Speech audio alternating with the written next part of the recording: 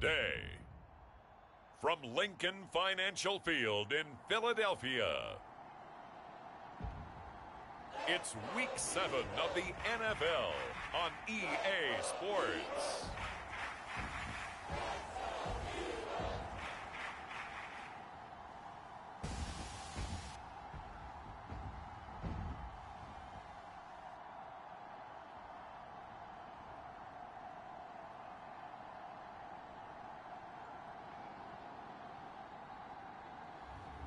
It's the Philadelphia Eagles taking on the Buffalo Bills. Opened back in 2003, have a look at the link. Lincoln Financial Field, where 70,000 are rocking and ready to go in Philadelphia. The scene in South Philly a few moments ago. Boy, the city of brotherly love is fired up. They're saying, "Fly, Eagles, fly," as they get ready to match up with the Buffalo Bills.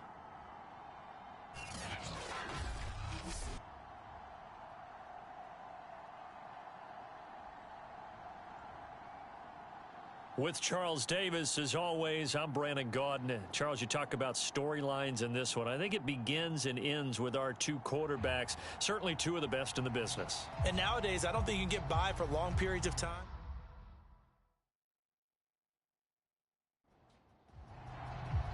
Getting toward the halfway point of the NFL season, Week 7 is underway on EA Sports. From a yard or two deep, here comes a return. And he'll wind up getting a couple extra yards here for his trouble and bringing it out of the end zone as he's down at the 27. So here come the Bills on offense for the first time. And a glance here at their quarterback, standing 6'3". I like this guy. And the reason I do, he tends to stand an even keel. Doesn't let too much ruffle him. He will manage the game the way it needs to be managed, take what the defense gives him, and then he can strike at times. Had a touchdown pass. Yes, he had an interception last week, but he found a way for his team to win. And he'll be taken down, but not before they work it across midfield.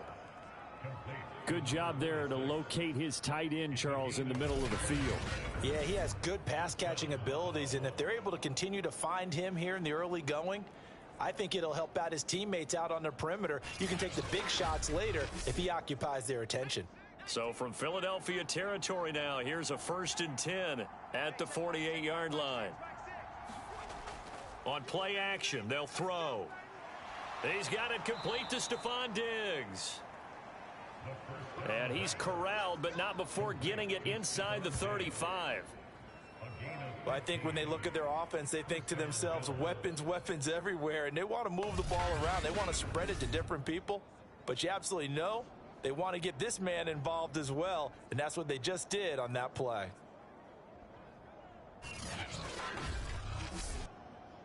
Back-to-back good plays have them on the move on 1st down. They'll drop to throw. Looking for Diggs, and it's intercepted. Picked off by Bud Dupree. And the Eagles are going to get the football here as they force the INT on the game's opening drive. So now here comes the Eagles offense as they get ready to take over. And trotting out there, their tall quarterback standing at 6'5". And coming off of an early season open week. And in this situation, what he told us when we sat down with him was he spent a lot of time working on fundamentals, kind of getting back to basics during that time, as opposed to having to worry about healing up or resting up. It was too early in the season. And this is caught inside the 5. And he takes it all the way down to the 3. A big play there for Philly. T.Y. Hilton wakes up every day, a big play waiting to happen. Been doing it ever since college. Florida International there, he broke all the receiving records. Do you know the first time he touched the ball at FIU, it was a touchdown? That was it? Yeah, and he predicted it as well. There's no doubt about T.Y. Hilton, and that's one of the reasons we see him make the catches we just saw there. He competes for the ball as well as anyone.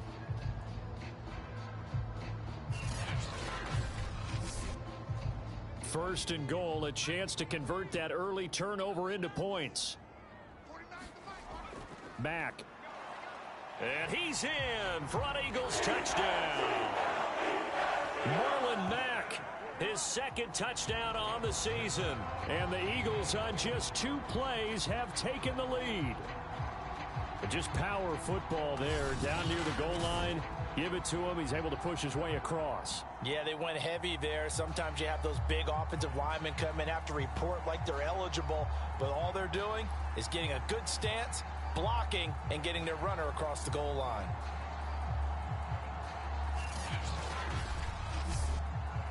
On for the extra point, Jake Elliott.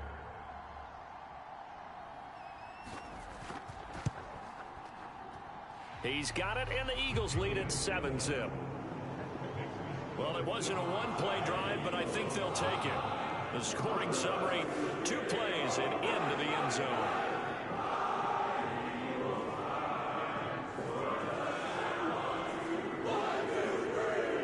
Now after the touchdown, here's Elliott on to kick it away.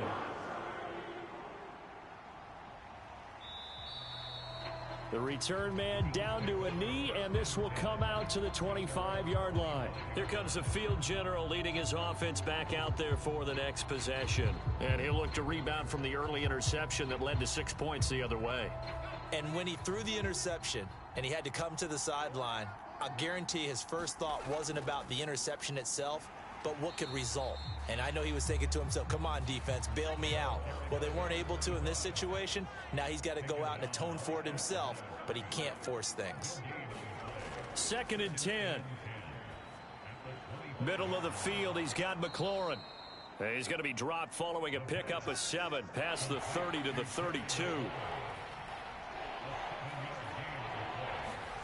On 3rd and short, they'll try and pick it up through the air. And a first hookup with his all-pro tight end, Rob Gronkowski. And already down 7-0 after the touchdown a minute ago, so a 3-and-out here would not be ideal for them. Nice job finding his receiver there, and they get the first down.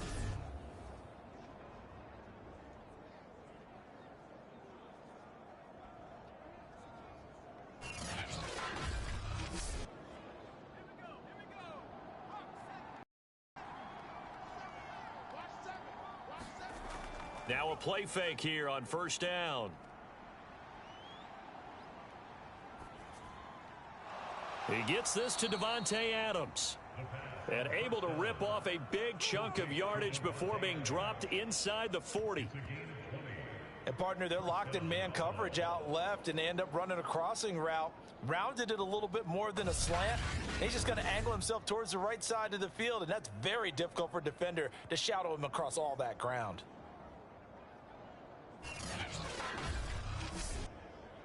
So from Philadelphia territory now, here's a 1st and 10 at the 39-yard line.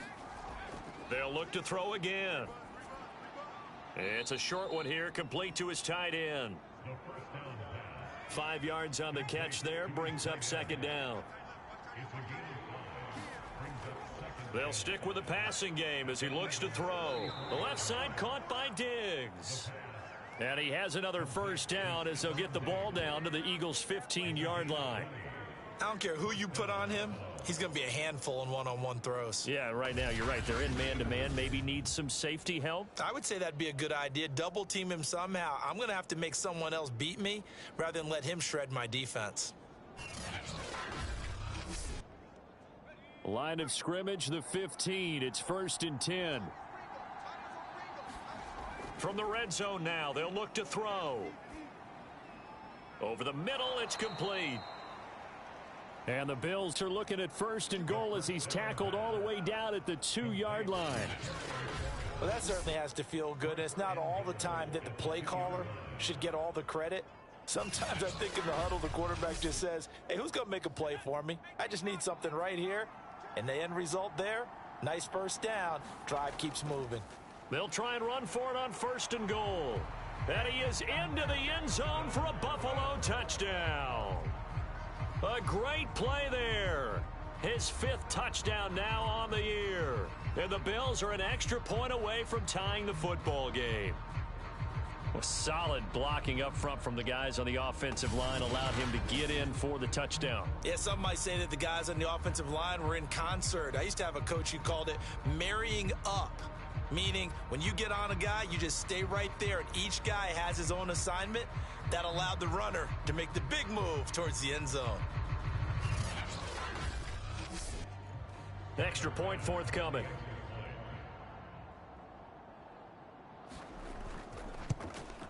It's up and good. So these teams match touchdowns here in the first quarter, and we're tied 7-7.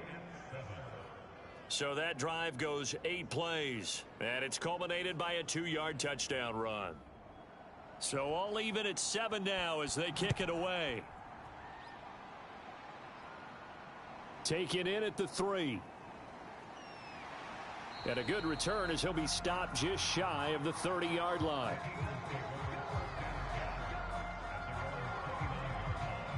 So back onto the field here come the Eagles for their second drive. And they had lost 2 in a row prior to getting the open week last weekend. So potentially a chance for them to get away for a bit, heal up, and come back strong.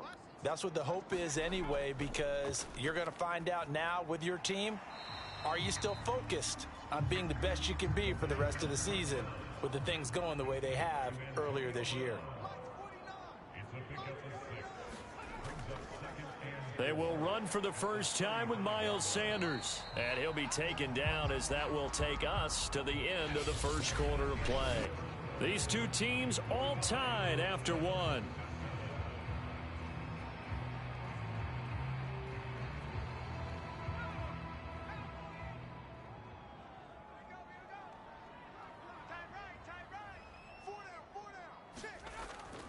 Here's Sanders. And they'll get him down after a pickup of 8, 2nd and 2. That's a really nice job by them picking up the run blitz and detecting it and blocking it and turning it into a nice run. And a lot of times you think if you blitz a running play, you're going to smother it. But a lot of the blitzers, they come in a little bit high. They don't have great leverage, and they're easily blocked and turned to the side. So 1st and 10 now in Buffalo territory at the 45-yard line. Sanders here as they run out of the gun, and he sneaks his way forward only for a couple here. 2nd down.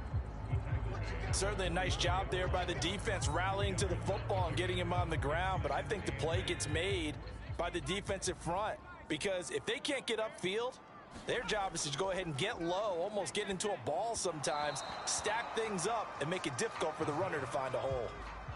And they'll need to get to the 35 if they want to keep this drive going on 3rd down. He dumps this off to Mack, and he'll get this only to about the 38 as they stop him a few yards shy of the line to gain. And that's good for a gain of 6, and that's going to bring up a 4th down. A short gain that doesn't get them the 1st down brings up a 4th down situation. Really nice job defensively. They knew where the sticks were. They got the stop before it.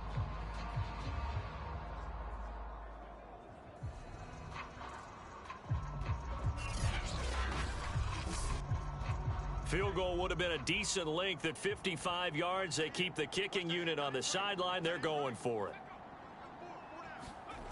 Back to throw here. He'll get that complete to his tight end, Cole Kmet. And brought down, but not before they're inside the 25.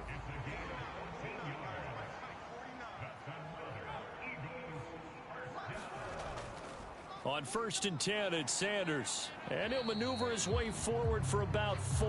2nd and 6. The ball resting on the 20. Here's 2nd and 6. They'll look to throw. He's got it to Hilton.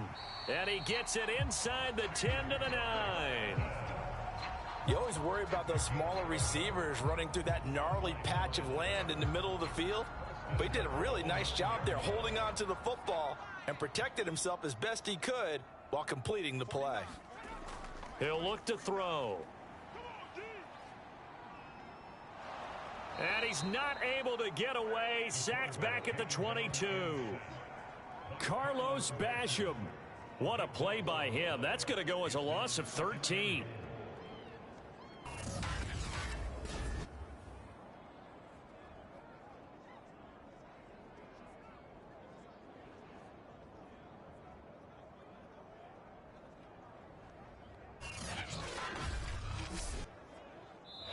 We've hit the 2-minute mark of the first half. All knotted up at 7.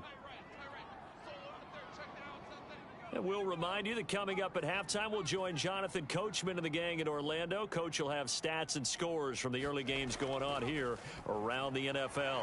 Fighting Hilton on the slant. They'll give him a dozen on the pitch and catch, but now they're up against a 3rd and goal. They'll set up a throw. Touchdown, Eagles! Antonio Brown, his 6th touchdown of the season, and the Eagles have taken the lead.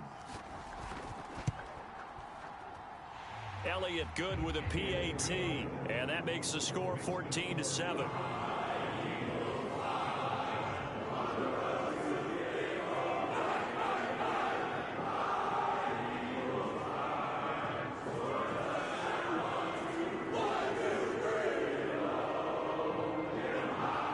After the touchdown, here's Elliott on to kick it away. Taken at the goal line. And he's up across the 25 and down at the 28.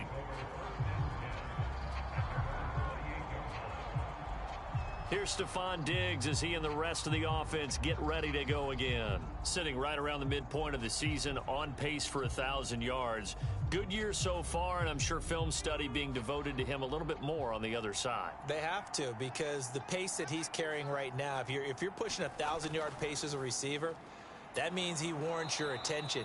And right now, precision is going on with their offense. Kind of like that timepiece you wear on your wrist. You know, that good stuff. You got to knock that off somehow. Chip away at that timing. Change things up a little bit and make them go to other things and make them do those things better. Yeah, try to make him uncomfortable. Not many teams have been able to do that so far this year. Well, that was a pretty favorable situation there. What would you call that? 2nd and manageable? Smart play, too. Didn't force it downfield when he didn't have it. Just checked it down. Let him get the first down, and that's exactly what he did. And he's out of bounds just before the midfield stripe at the 49. A gain of 6 there on first. Timing is everything, and they work on this cut all the time. They work on all the timing patterns, and this time it paid off for them. Worked him to the center of the field, cut it to the outside, ball's delivered, gets both feet down for the completion.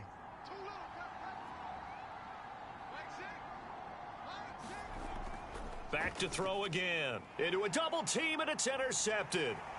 Picked off near the 44. And his guys are going to get the football at their own 47-yard line. CD, I know it's just his 2nd year in the league as a quarterback, but that's going to be one when he flips on the tape, he's like, I shouldn't have thrown that ball. No doubt about it, and his coaching staff will be emphatic about he shouldn't have thrown that ball. But remember, 2nd year, as you noted, on-the-job training, so he's got to take this feedback that he's getting, negative or otherwise, and turn it into positives moving forward. They've got good starting field position as they come up here 1st and 10 on their side of midfield at the 47. He'll look to throw. And the Bills are going to get him as he goes down. The Eagles going to take the first of their timeouts as they'll stop it with just over 40 seconds to go in the first half. So that complicates things a bit here. 18 yards to go now on 2nd down. Dumps this one off to Mack. And he'll be out of bounds after getting this one across the 40.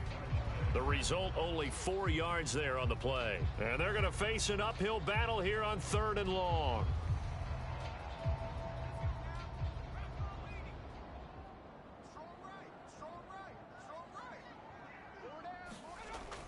Out of the gun, they'll look to throw. And he's going to be brought down here in the backfield. Now the Bills will use the 2nd of their timeouts as the clock will stop with 33 seconds to go in the first half. The Eagles send out their punter now as the drive goes backwards, so he's on to punt it away. That'll go as a punt of 34 yards that time. And the Bills will take over the football with a 1st and 10. The Bills offense now for one final time in this first half. And with 25 seconds to go, we'll see how they want to play this. And just 25 seconds to go in the half now as they've got it 1st and 10. Trying to shake off the interception from the last drive. He'll look to throw. And he takes this up to the 40-yard line before being corralled. The Bills are going to go ahead and use their final timeout as the clock will stop with 20 seconds to go in the first half. Now he'll dump it underneath to his running back, complete. And he'll be taken down, but not before he works it past the 50. A good pickup, but it will come on what should be the final play in this first half.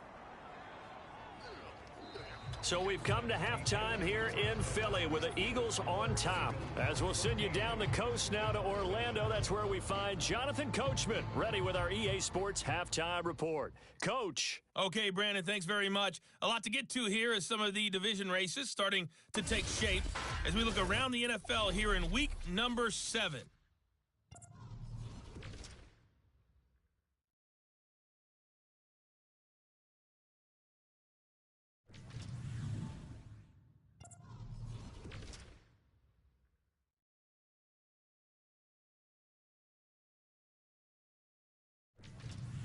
Lastly, let's check on one final game for you. And you can see they are scoreless as they play the second quarter. Meanwhile, in our game, it's been a back-and-forth first half. Who can put it together in the second half? For the answer, we turn it back over to our broadcast team of Brandon Godden and Charles Davis. All right, Coach, thanks. Yeah, both teams likely to make some changes in what's been a closely fought battle to this point. And this will not be returned, so the second half begins with a touchback. Now out comes their leader and the captain of this offense back onto the field. And maybe he's starting to wave the white flag a little bit. He's playing pretty well, but the pressure, it's got to him. Has to find a way to step around it, step through it, or just handle it. Because as you mentioned, he's having a pretty good day overall. Just the hits keep coming and taking those sacks. That's not the way that they want to finish a ball game with their quarterback on the ground so much. He'd like to stay upright. When he's been upright, he's been pretty good. And he'll run straight into a wall of tacklers at the line of scrimmage. It's second down. It's a second down run with Sanders. And he is going to be stopped cold behind the line of scrimmage. He lost 2 there, and it's third down. And plays like that are exactly what this defense needs here early in the second half to give it a little spark. I think their halftime adjustments, what they talked about, maybe it was just a little inspirational speech. Who knows? But looks like they're ready to go.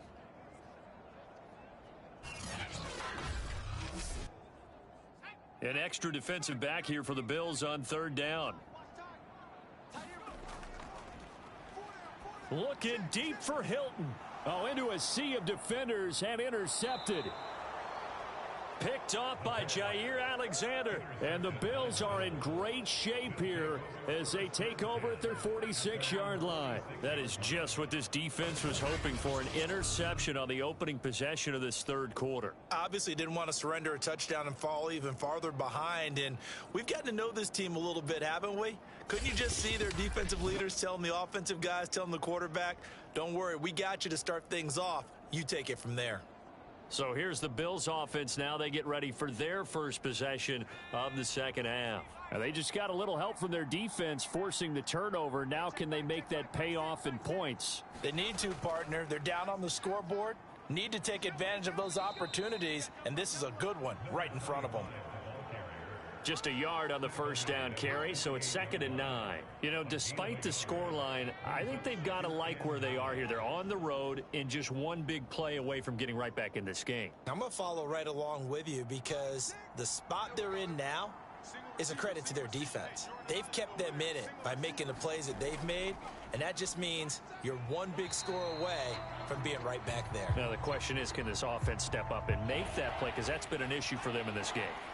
After an incomplete pass on second down, that'll leave him trying to convert on 3rd and 9. Now he'll dump it underneath to his running back, complete. Well, this is going to depend on the spot, but it's not a very generous one. He looks to be about a yard or so short. Well, it looks like they got what they wanted. They got the completion, but they weren't able to break any tackles or gain nearly enough yardage to pick up the first down. Now to be 4th and short.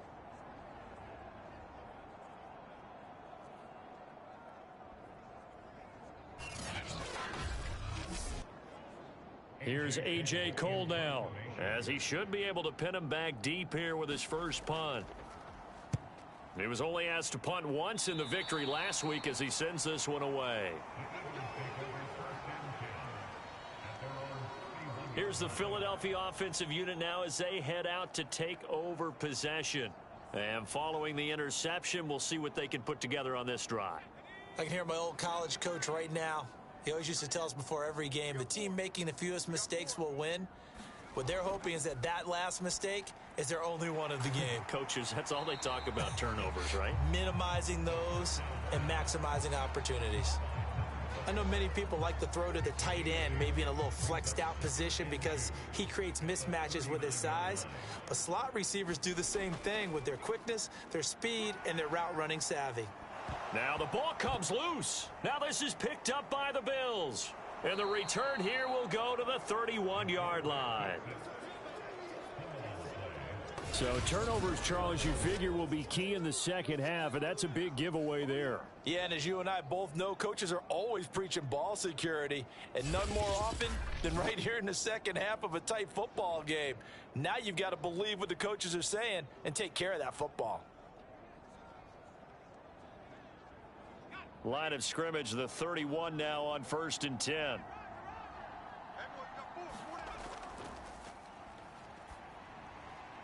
Throwing the out route and complete. That's Adams. They'll contain him to just 4. Second down.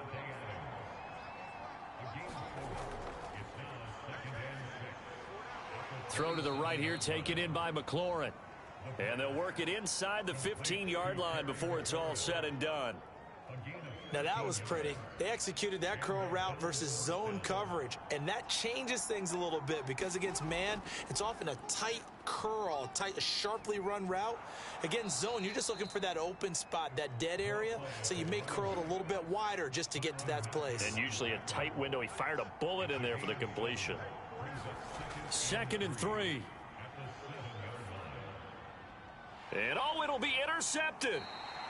Mackenzie Alexander with a pick. And the Eagles are going to take possession here. It's a touchback, and they'll take over at the 20-yard line. Boy, so another interception, CD, and it feels like he's starting to unravel a little bit. And as you would expect, still a work in progress here in his second season.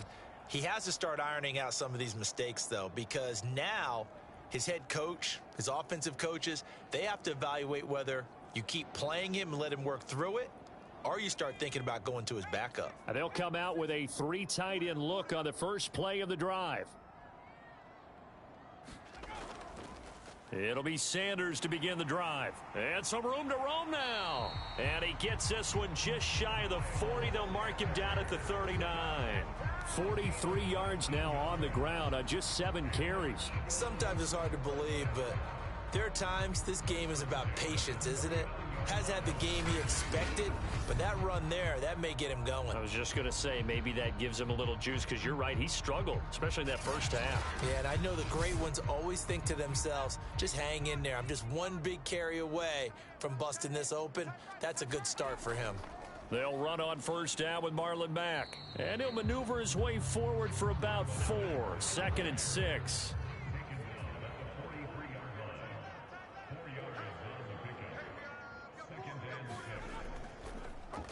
Second down, here's an option right.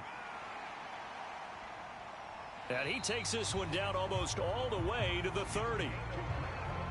Well, you certainly have to give a little credit here because they're playing this game now at their pace. This is ball control football, sustained runs, taking their time and making it work. So 1st and 10 now in Buffalo territory, down at the 31. Now they'll switch it up here and look to throw. And he's got his receiver. That's Sammy Watkins. And he'll go down, and that will do it for the third quarter of action. 3 quarters in the books. You're watching the NFL on EA Sports. Working with a 2nd and 4.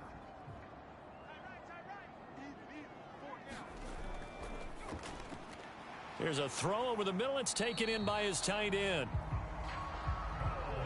Another nice pickup through the air, and I think a lot of people might expect them to run the ball in this situation, Brandon, but with this lead, they're electing to throw the football. Swings, slants, quick outs, things that they consider safe. And they'll get this down to the 10. I think we're seeing the effect that runs like that are starting to have on this game. They're a little bit slower, that front seven, reacting to the football, almost like body blows in boxing, slowing them down, and they're really starting to take over in this game.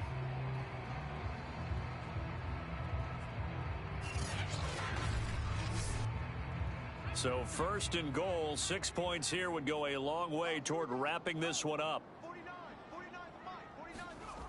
They'll run here with Mack. And nothing doing. He's immediately taken down at the line of scrimmage. They'll go again here from the 10-yard line on 2nd and goal.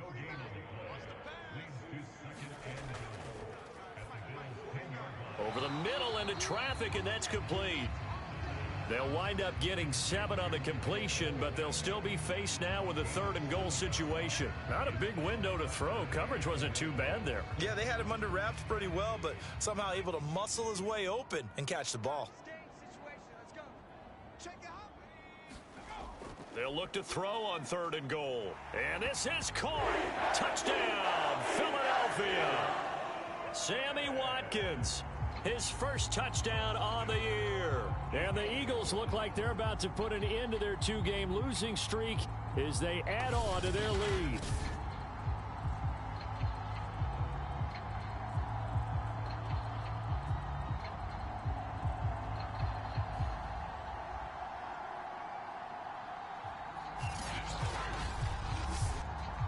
Elliott on for the extra point.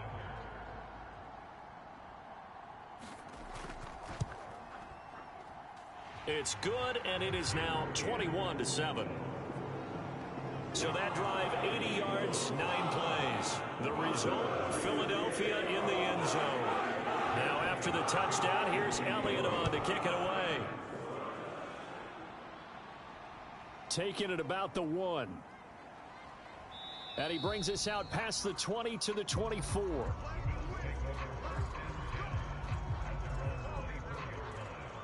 And here come the Bills. And with 3 interceptions thrown already, we'll see. Do they rely more on the ground game here? They may have to change things offensively to try and settle things down, not just for the guy throwing the ball, but for the rest of the offensive unit, because their confidence has to be shaken a little bit. And you just wonder, is the backup going to start to warm up a little bit over on the sideline? And his pass is intercepted for the 4th time today.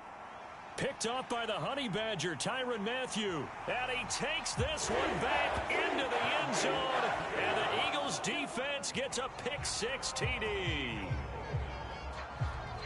That's the story of the game. They've been suffocating all game long on defense. They were suffocating there again in a big way. And they've done it not just by out-athleting them, which is often the case, but by being able to adjust to anything they tried to throw at them and beating them to the punch each and every time. This was a defense that was well prepared. Elliott now to add the extra point.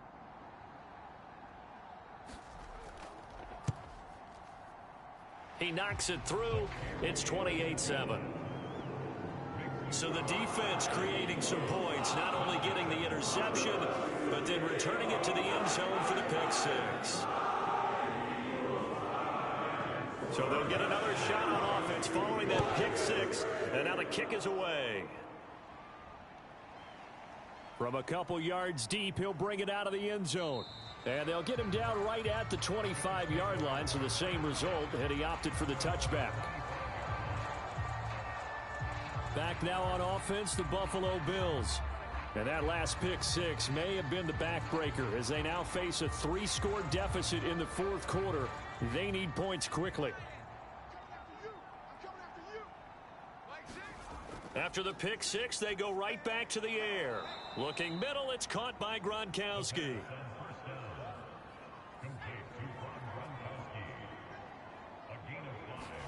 Second and 5.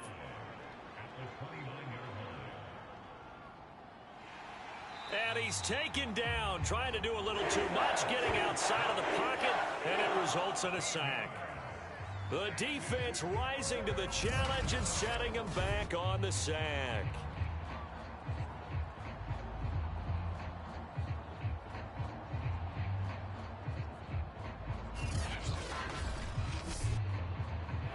And some secondary help here for the defense in the nickel on 3rd and long. Back to throw. He's got the hook up with Diggs. And he'll be out of bounds right at the 40. Well, I can put my defensive cap on right now, and I know they're saying don't give up any big plays now. They've controlled this game throughout, and all they want to do is see it through to the end. I think they let their guard down a little bit with that last completion. Sometimes when you're trying not to give up bigger plays, you don't react as fast as you should on other throws.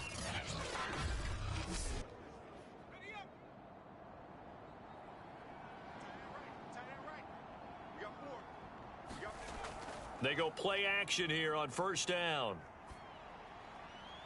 He'll find Diggs once more on the completion.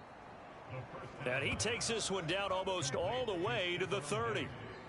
Well, this game was decided a while ago, and that completion there, it's going to artificially inflate his passing numbers. So right now, the only one really applauding probably his agent as he thinks about angling for a new contract.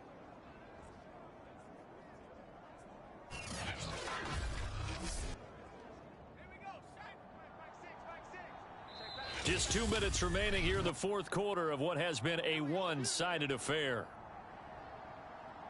So it's Bills football here as we get you reset. They've got a 1st and 10 as they search for a late score.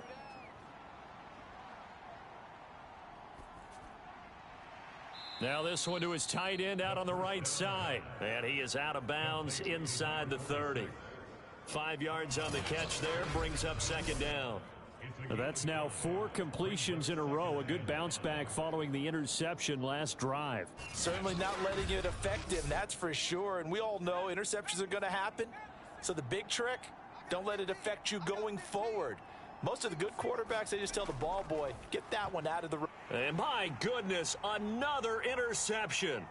Picked off by Bud Dupree. And they will finally get him down as he's all the way to the 36-yard line.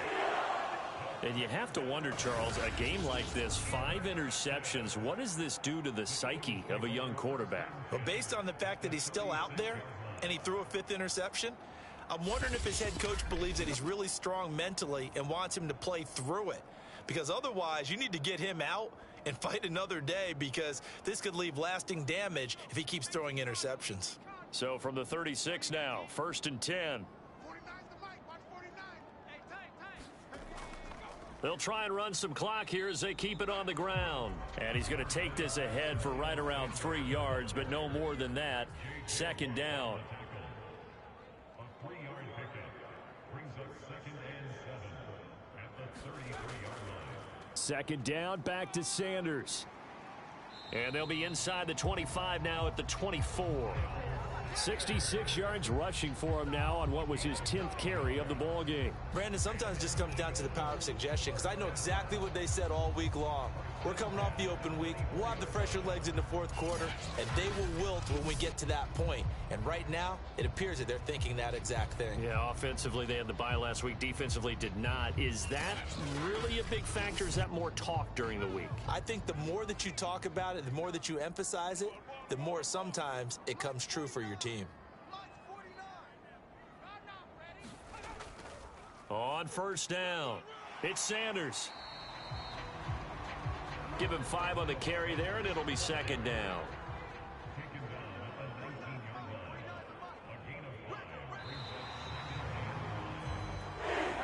So it's a victory here for the Philadelphia Eagles. And, you know, it wasn't a shutout. They did give up the points in the 1st quarter, but 2nd, 3rd, and 4th quarter, they held them scoreless. Brandon, if you throw a shutout for quarters 2, 3, and 4, you can win a lot of games in this league. And this felt a lot like, almost like if you say baseball, and the pitcher goes through the lineup the first time and the hitters get to see him, and then they come out after that and the bats start blazing, right? I think they saw their best stuff in the 1st quarter and just shut everything down from that point on. What a great, convincing performance. So for Philadelphia, their good start continues as they get their record up to 4-2. And they will hit the road next week to take on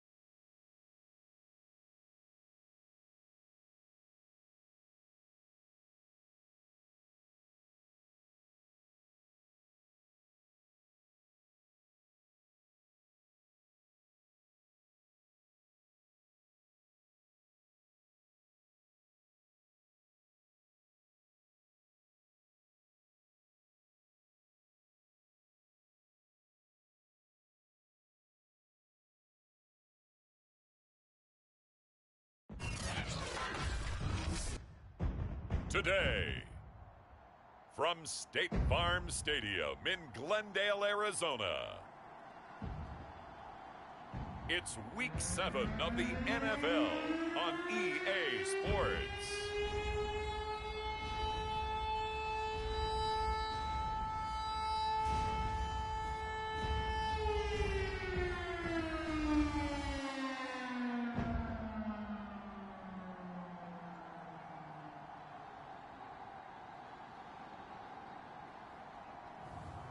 It's the Arizona Cardinals taking on the Pittsburgh Steelers.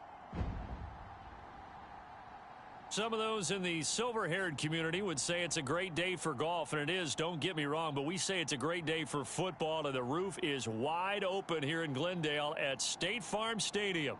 So this was the scene a moment ago. The Cardinals emerging from their tunnel, and we are ready for football as the Cards get set to match up with the Pittsburgh Steelers.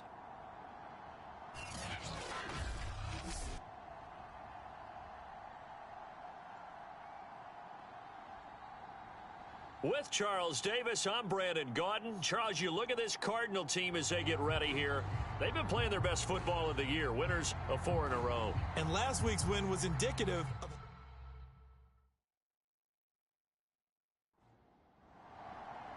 Getting toward the halfway point of the NFL season, Week 7 is underway on EA Sports. And no run back here, so they'll bring it out to the 25. So here are the Steelers now to take over for the first time.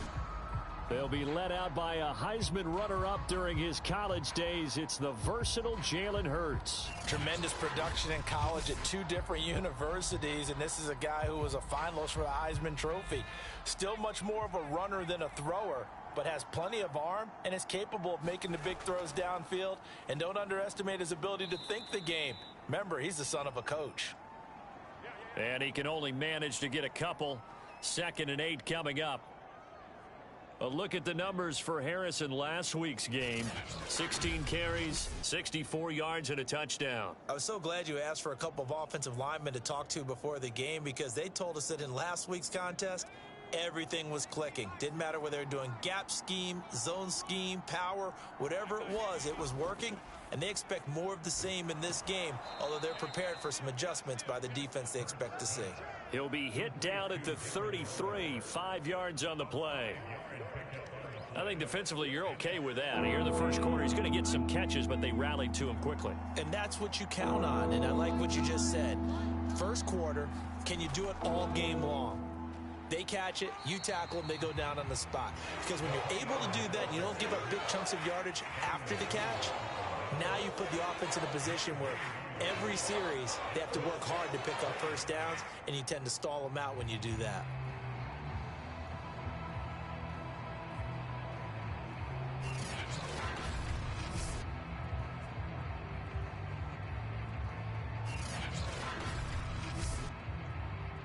On 4th down, here's Presley Harvin on to punt.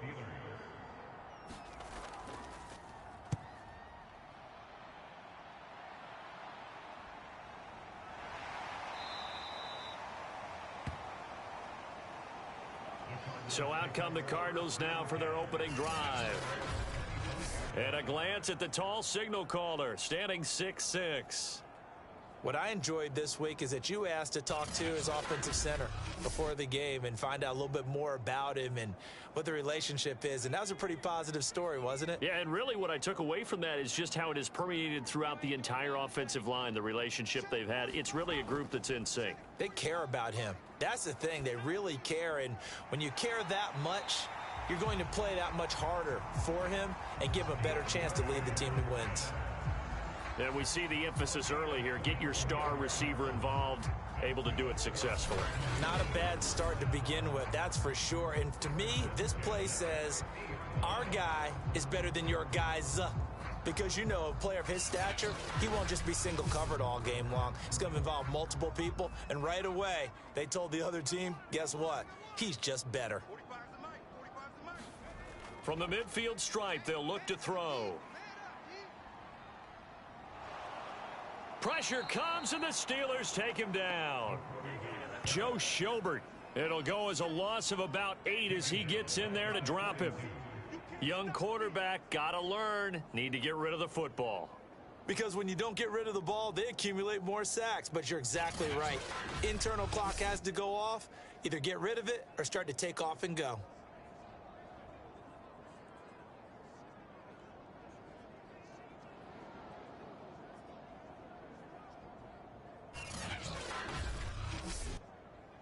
Well behind the sticks here with a 2nd and 18.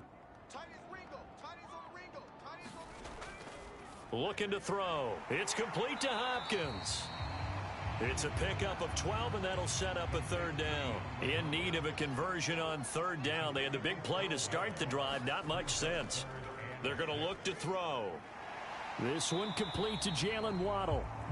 And he is going to have a Cardinals 1st down as they're able to get the 3rd down conversion.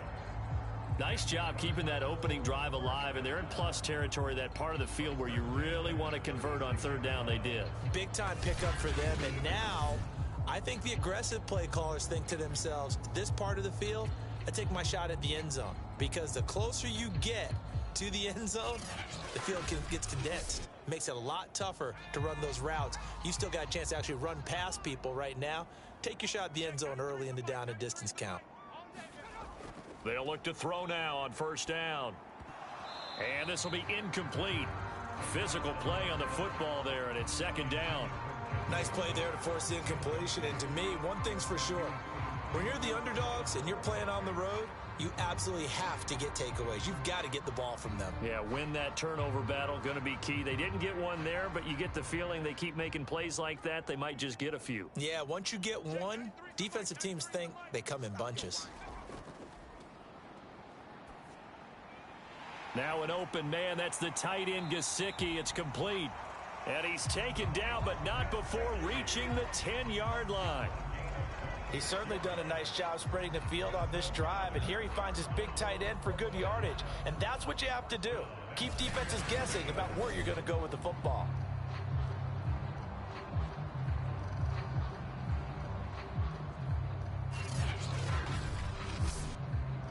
So not quite a 1st and goal. It's 1st and 10 from the 10.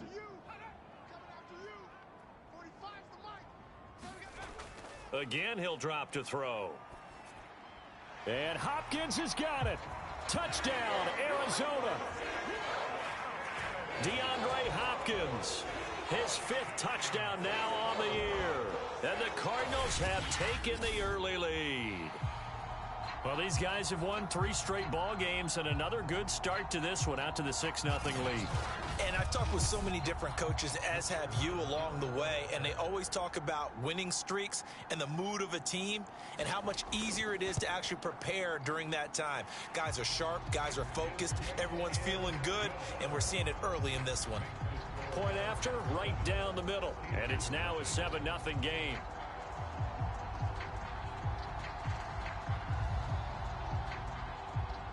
The kickoff unit is out on the field, and they will send this one away. And it'll come out to the 25 as King opts for the touchback. So Pittsburgh retakes the field for their 2nd offensive possession. And the last drive, the first drive for them, not very good. 3 and out. What do they go to here? Well, you don't look down at your play sheet and say, this is what the problem is.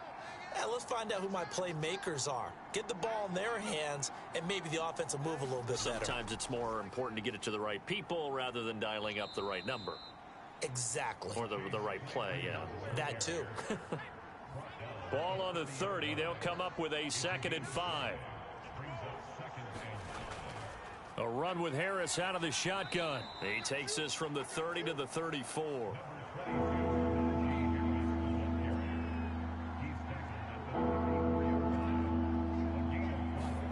Hurts with a little pop pass on the jet sweep. And he'll be tackled right on the chalk of the 45. The Steeler 1st down on the pickup of 11 yards. Boy, an effective play there, getting their wideouts involved in the run game. And what they're always hoping on that type of a play, that they can get to the end of the line and have a chance to turn it upfield as he did there. That means they controlled the blocking and took care of the defensive end or the outside linebacker to give him that lane. And I guess I need to clarify, I said getting their wideouts involved in the run game, but of course that was actually a pass as he popped it forward. Hurts throw complete here to Waller. And this will be good for a pickup of 9 to the 46.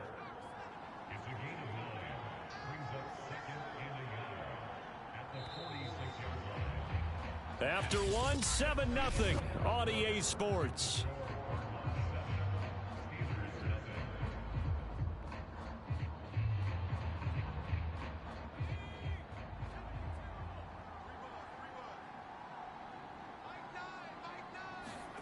Throwing again on second down. Hurts looking again for Waller, and he's got him again. Many different ways to create space, but on that play, he did it with that big, wide body of his. Didn't get a whole lot of yardage on the play, but it did what it was supposed to. Pick up a first down. On 1st and 10, it's Hurts. That's complete to his tight end, Waller. And give him 6 yards here as he stopped near the 35 at the 34. To throw again on second down. Hurts. He gets it complete to Harris. And he'll lose yardage on the play back at the 37-yard line. They'll wind up losing 3 here on the play, and that'll make it 3rd down. Time to give a little credit here. That was an excellent read by the guys on the defensive side of the ball. Oh, you're crediting your defense. Gotta credit them on that one because they tried to fool them, right? Tried to trick them, ran a screen, and they went to it and smothered it for a loss of yardage. Here's play number 7 on the drive. This is 3rd and 7. Here's Hurts to throw. That ball caught by the former Toledo Rocket, Deontay Johnson. And he will have a Steelers first down as they're able to get the 3rd down conversion. Well, that was a fun one to watch right there. A nice in-breaking route and plenty of room in the middle of the field. And he was able to get behind the linebackers and grab the completion for a really good pickup.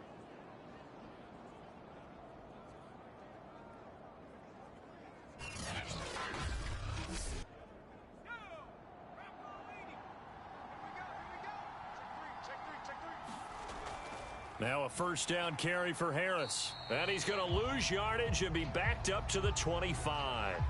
Maybe just a slight detour on what's been a strong drive. Here's 2nd and 11. Hurts. He'll find his tight end. That's Waller. Seems as if the passing attack's starting to heat up a little bit here in the 2nd quarter.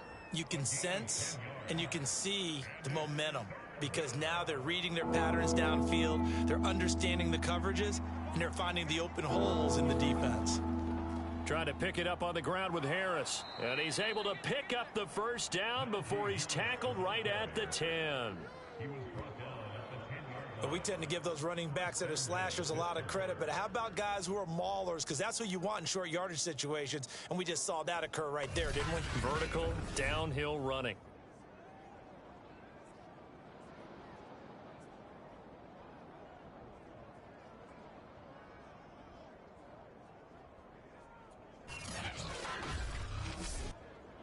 So another 3rd down conversion, and now they've got a 1st and goal.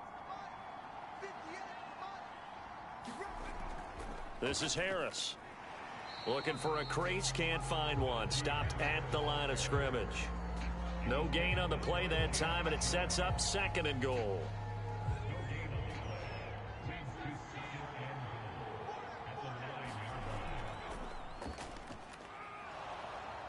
And he's going to battle his way down right around the 2-yard line.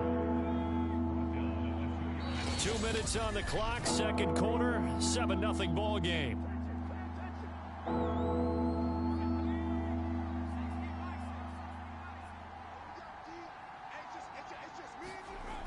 Throwing is Hurts. And caught in the end zone. Touchdown, Steelers. Chris Godwin, his 3rd touchdown now on the year. And the Steelers are an extra point away from tying this thing up. And it was a tight window. He knew he had to rocket that thing in there. He got it done. And when you're able to complete one like that, your confidence has to just go sky high. You just mentioned it. Tight window, zings it in there despite excellent coverage. Result, touchdown. Chris Boswell now for the extra point.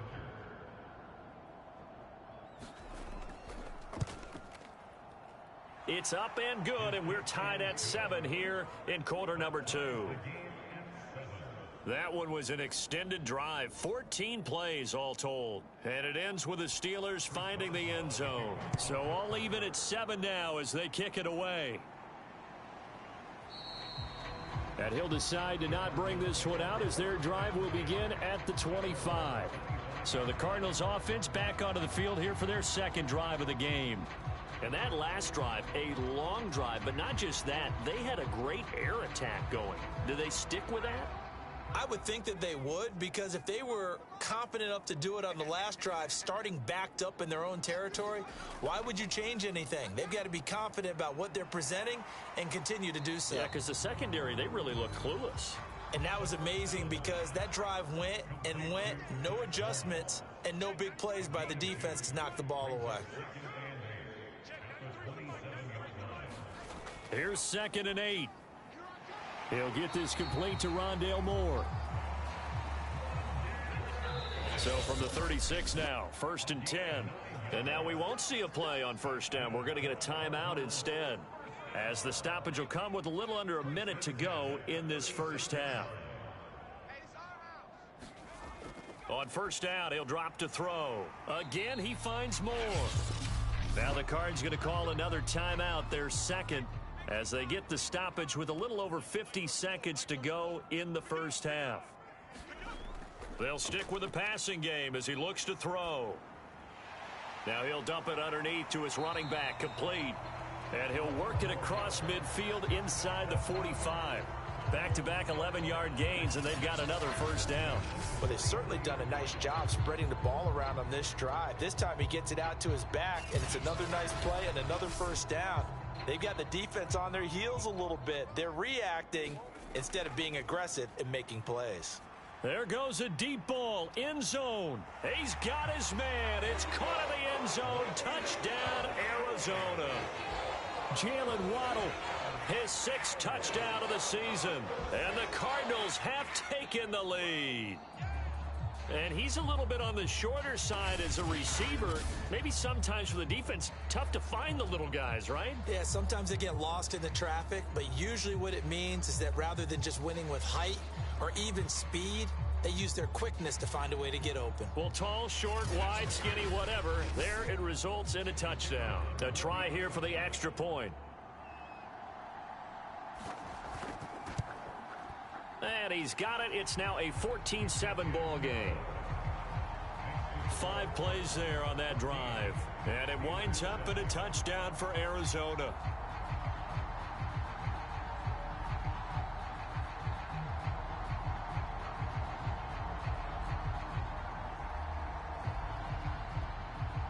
Out is the kickoff unit as they run up and send this one away. Here's Desmond King on the return. And out a little across the 25 to the 27.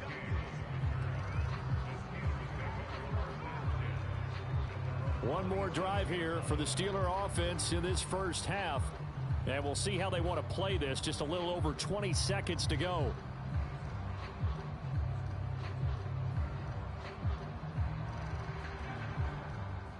A little over 20 seconds remaining in the half as they'll line up here 1st and 10. Play action. Here's Hurts. Open man completes it to Claypool. Now the Steelers use the first of their 3 timeouts, as it'll come with 15 seconds to play in the first half. Looking downfield for Godwin. Got his man. It's caught for a Steelers touchdown. Chris Godwin in the final seconds of the first half. And the Steelers have a chance to tie the game here in the final seconds of the half. A sensational one-handed grab in the end zone for the score. Looked like you at the Davis Turkey Bowl every year in the backyard in Orlando, Florida. Oh, you're so kind. That's definitely in my mind. But how about this? They always tell guys going after the ball, the receivers especially, you got to have a single-minded obsession to go get it. How about going up with a single hand and making that happen? I don't know if it gets much better than what we just saw there. Boswell good with the extra point, and we are tied here in the second quarter.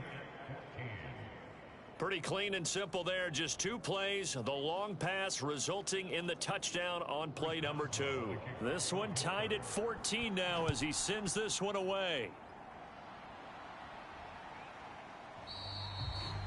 And not wanting to risk anything here late in the half, he'll just take a knee and they'll bring the football out to the 25.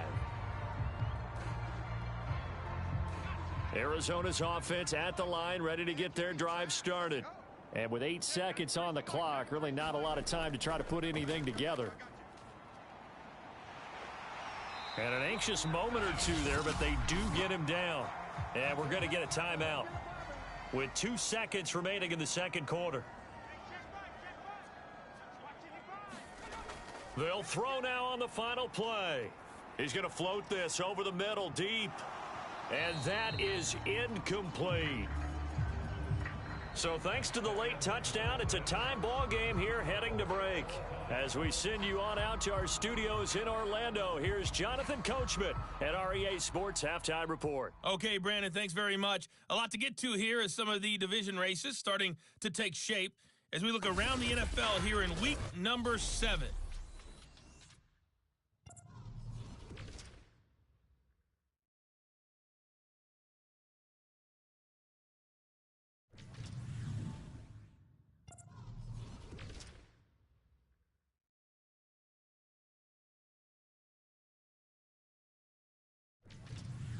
Lastly, let's check on one final game for you. And you can see they are scoreless as they play the second quarter.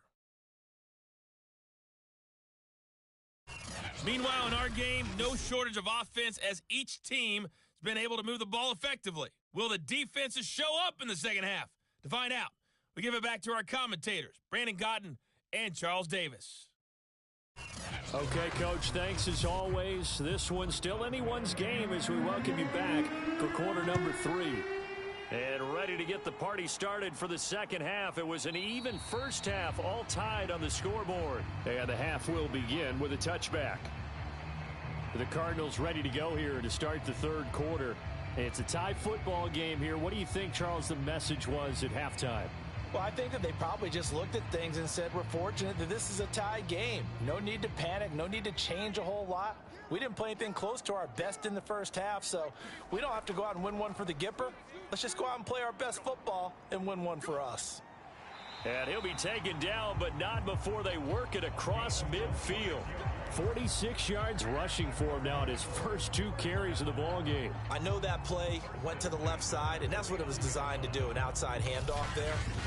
But how about the whole offensive line being involved? Seal the left side where the play was going, what they call play side. But how about on the backside? Just taking care of business to make sure no one can get there and disrupt it. Is the biggest key the left tackle? Without a doubt. Control that edge. Get out there. You want that left tackle, or if you bring your tight end over there, either way, control the edge of the line of scrimmage, you got a chance to rumble. It's a 7-yard carry to set them up with a 2nd and 3. This drive is turning into an extended one, and the guy carrying the ball, he's becoming more like a body blows guy. Every carry is putting some damage on the defense. So after a while, I'm not too sure how many guys are going to want to run up and tackle him. They'll drop to throw. And the Steeler pressure too much here. He's going to go down. Alex Highsmith. He's the one that got home and takes him down for a loss of 9. But nothing takes a start to have a good drive quite like a big loss on a sack, does it? Now they're looking at a 3rd and long, and suddenly the momentum shifted to the other side of the football. And old Mo is a very, very fickle man.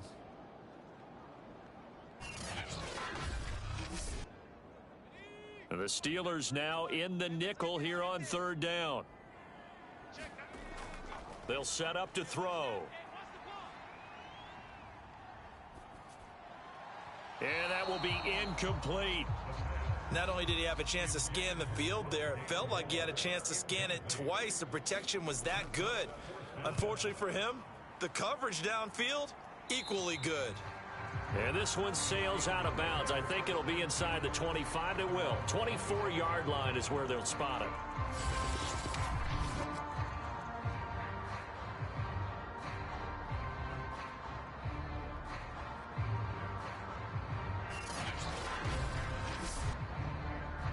The Steeler offense here about ready for their next drive.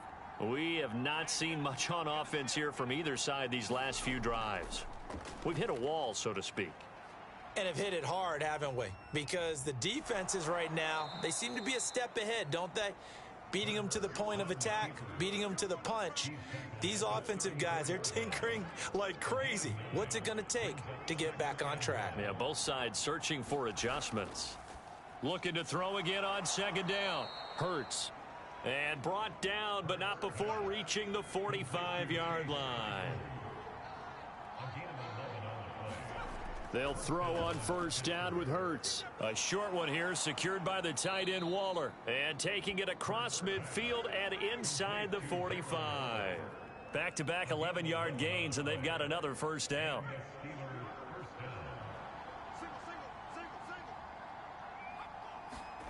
From the gun, it's Hurts. Throw right side going to be caught by Waller. And to the 36-yard line, taken down there after getting 8 yards. From the 36, Hurts. And a quick throw here, that's complete. And they're going to have another first down as the tackle's made here at the Cardinals' 24-yard line.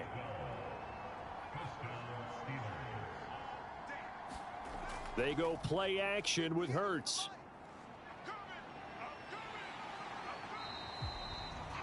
It's a loss of 10 yards on the play, and it'll be a second and long.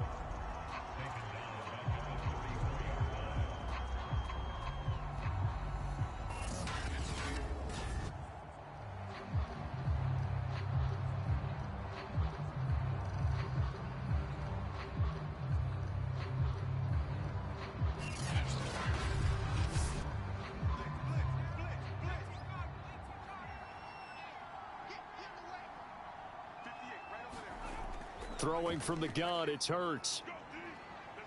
And he works his way past the line of scrimmage and then slides to a hole. 7th play of this drive coming up, but a long way to go on third down. Hurts sets up to throw it. Under pressure, and down he goes. They sack him back at the 36. Aaron Donald in there to get him, and that is sack number 6 now for him on the year. And that's his second sack in this one. And you just can't ask a defensive end or an edge rusher to play any better than what we're seeing right now. And, partner, it's still just the third quarter. I'm thinking he's not done yet. Even if he's not getting a sack, he's bringing a lot of pressure to the pocket. Now Chris Boswell for the Steelers field goal try. This will be kicked from the 42. It's a 52-yard attempt. And Boswell's kick is good. And they take a 17-14 lead.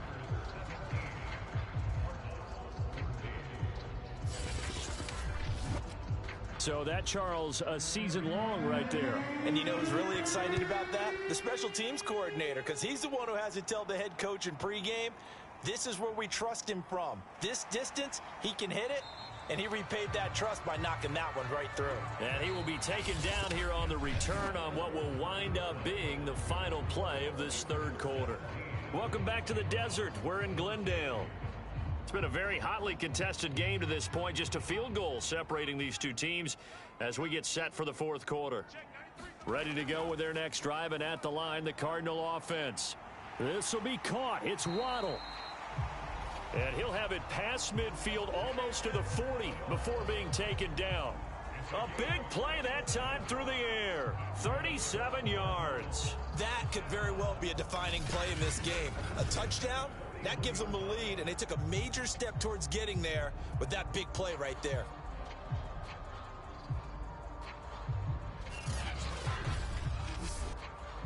So the big play gets him across midfield now for 1st and 10.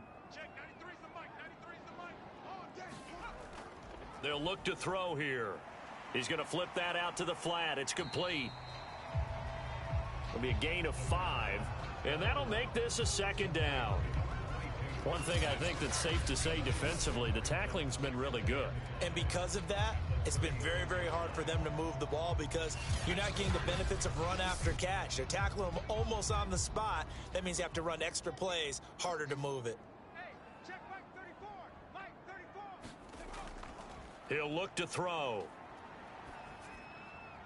Over the middle and complete to Waddle.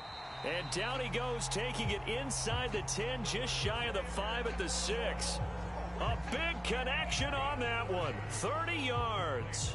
Well, this is where an offense needs to show what it's made of. And, in fact, where a quarterback needs to show what he's made of.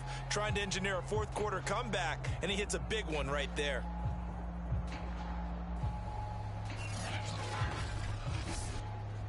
Now a chance to make that big play really hurt. It's 1st and goal just outside the 5. They'll look to throw again. To the goal line, but it's incomplete. They come up here with another shot from the 6-yard line, and it's 2nd and goal now. Back to throw again. Now they set up the screen. That's complete.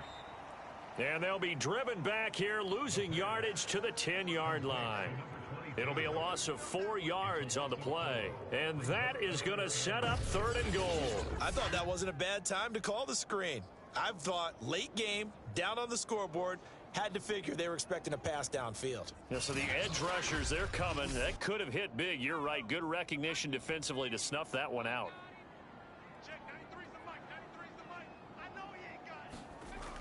Back to throw here. Quick hitter here. It's complete. That pass play good for 7, but it still brings up a 4th and goal. Well, you know me pretty well now. You know what I want to do after that completed pass. 4th down by 3. What do I want to do here? You want to go for it. You might be tempted. I think they need to kick it. Yeah, someone might have to overrule me. Get the kicker out there, tie this game up.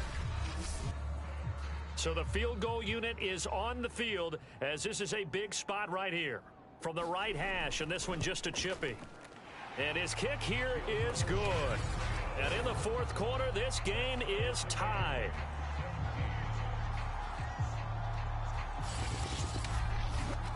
Well, he was a spectator for much of this game. This is his first field goal opportunity of the entire contest, but he's able to connect. Yeah, he had a pretty good seat to this one, didn't he?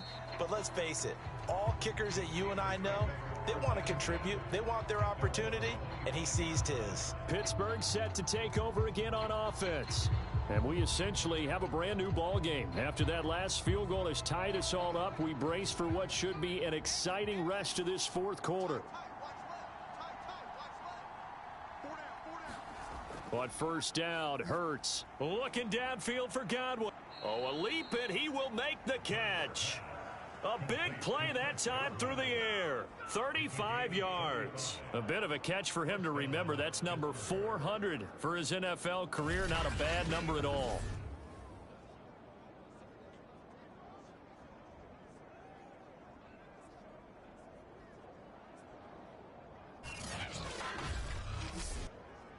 So the big play moves him all the way across midfield to the 40 now for 1st and 10.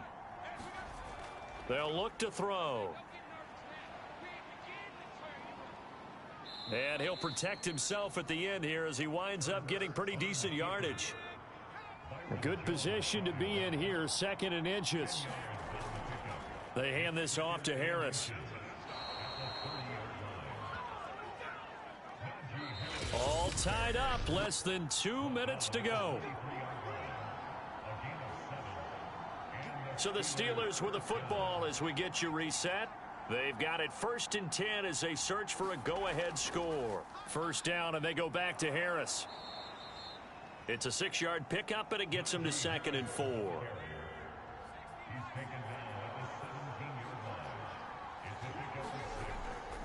On the give, this is Harris. And he stopped immediately there. Calling no gain that time as it's going to leave him with a 3rd and about 3 to go. This defense against the run, by the way, they're not top 5, but they are top 10. So what's your philosophy here? Do you try and run the ball against a team that's pretty good against the run? What if you're a pretty good running team? If so, you might want to go ahead and run it anyway because that's your strength. A game-winning field goal would be a chip shot from here. Let's see how they play it on 1st and goal. They'll run. Here's Harris. And he'll be stopped just outside the 5 at the 6. Now the Cards going to call another timeout, their second, as they'll head to the sideline and talk over what to do next.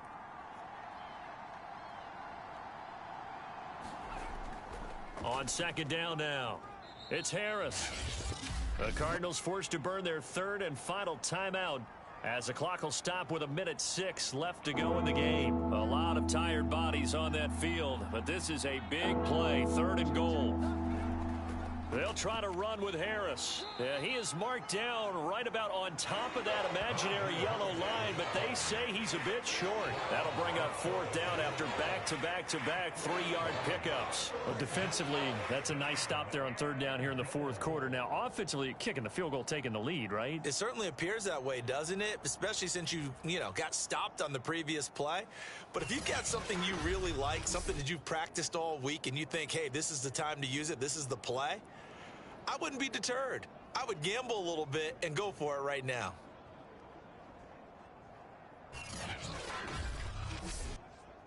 So here we go. On now is the kicker, Chris Boswell. This to take the lead here in the final minute. Boswell's kick is good. And the sideline celebrates as they have taken the lead in the final minute. All right, so time to reset here. It's a huge kick there, gives them the lead, but they've got to be careful that their celebrations aren't a little too premature. You're exactly right about that because there still is time for the other guys to run a few plays and get into field goal position. So this defense is going to need to come up with one final stop if they're going to get out of here with a victory. The Cardinal offense here ready to take over. So you're right there, but obviously the clock is not your friend. How do you handle this situation? You're thinking 2 plays.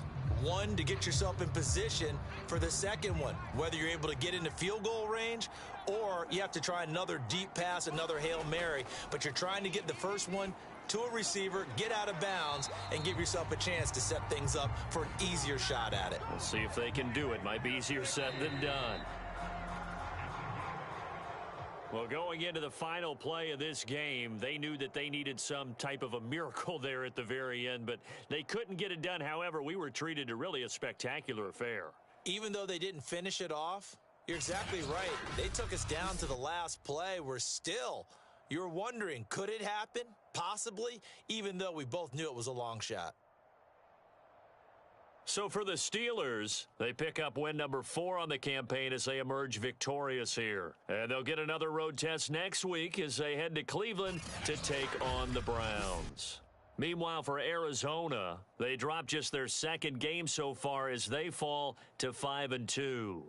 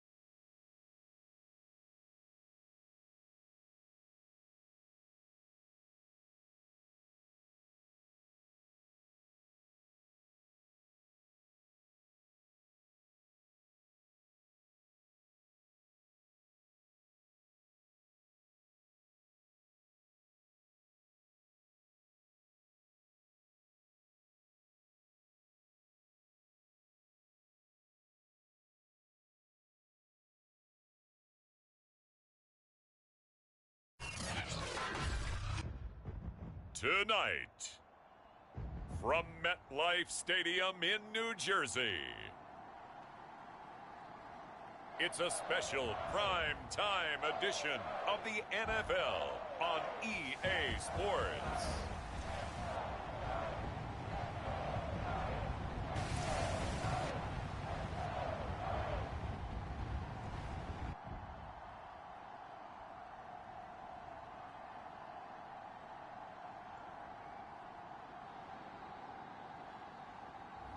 It's the New York Giants taking on the Atlanta Falcons. We are across the Hudson from Midtown Manhattan at MetLife Stadium in East Rutherford, New Jersey. This is the scene just before we came on air. This New York crowd fired up by the arrival of their G-men as they burst from the locker room. They're ready to go as the Giants get set to match up with the Atlanta Falcons.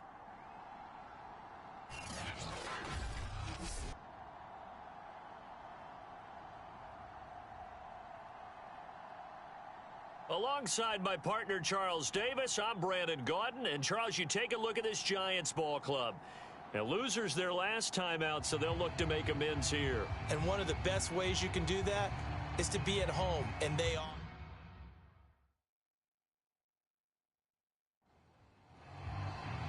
Getting toward the halfway point of the NFL season, Week 7 is underway on EA Sports.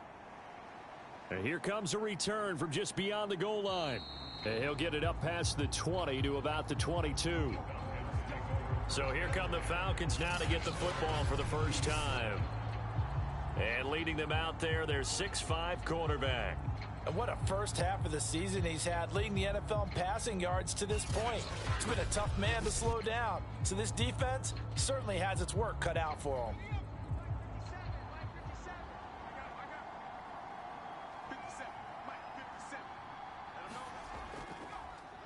A first carry now for Kareem Hunt. And he'll take this ahead for about 4. Second down coming up. The numbers on the ground for Hunt a week ago. 9 carries, 76 yards. And now that he's playing a Thursday night game, short week, you know he spent a lot of time in the trainer's room in the cold tub trying to get his legs back for this game. 2nd and 6. Catch is made by Marquise Brown. And he'll be taken down, but not before they work it across midfield. And hang on here, because still down after that play is Marquise Brown. We'll get an update when we return to MetLife Stadium.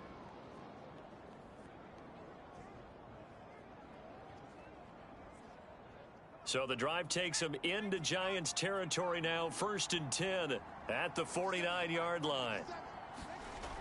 Now back to throw. He'll find his man, Terrace Marshall, complete. And they'll get him down as he's inside the 40.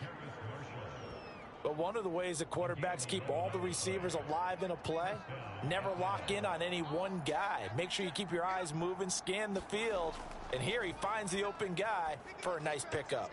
He'll get this one underneath to Hunt. And this will leave him a yard short. Nice pickup of 9 yards on first down. And that one was relatively easy to see. I noticed that from up here. Yeah, it doesn't take a whole lot, does it? Sometimes you get multiples. What I always love on these offsides is when each side points at the other. Hey, you did it. No, you did it. They deciphered that one correctly. Out of the gun, they run it with Hunt. And he's going to be met at the line of scrimmage and taken down. 5 yards remain on 2nd down. He'll look to throw. Got his man complete over the middle. That's Hunt. And he'll be brought down at the 27-yard line. They'll look to throw here on first down. And the result here, a pickup of 8. Leaves him with 2 to go on 2nd down. 2nd and 2. And he hits on the slant route to Marshall. And the Falcons are going to have a 1st and goal coming up as the tackle made at the 3-yard line. His passing's been on point on this drive, hasn't it? Been very accurate, gotten the ball downfield, gained nice chunks of yardage. But now, in this situation, the field is really condensed, partner. So if he's going to throw the football, it has to be pinpoint here. I was going to ask you about that. Field shrinks, has to be sharper, but it's been a good opening drive so far. Now they just want to see if they can cap it off with the bell ringer and put it in the end zone. Hunt. And he'll go backwards, losing yardage to the 5.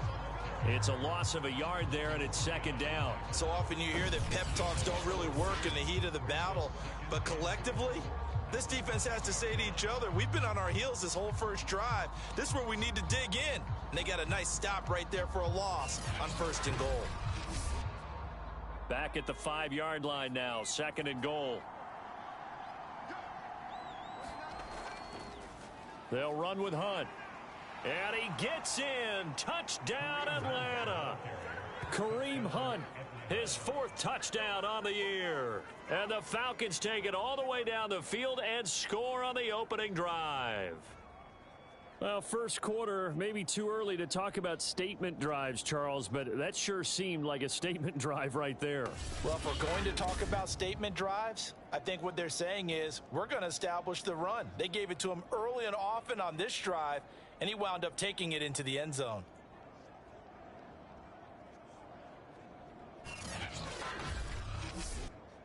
Extra point attempt to come here.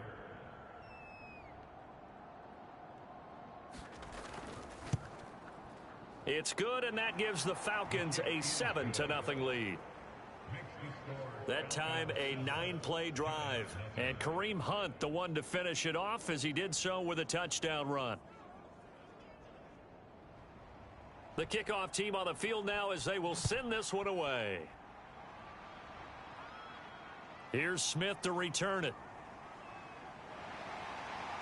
And he's able to get it up close to the 35, but hang on here. Penalty marker down. This one might be going the other way.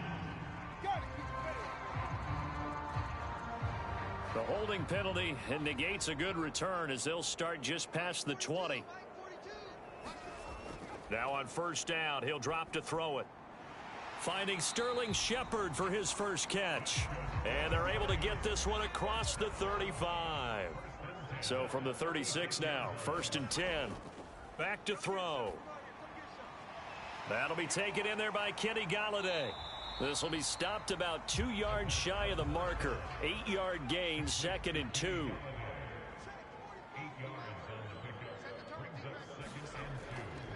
They'll run for the first time with Saquon Barkley. And now we'll get a stoppage here. There appears to be an injured Falcon on the field. We'll get an update when we return to MetLife Stadium.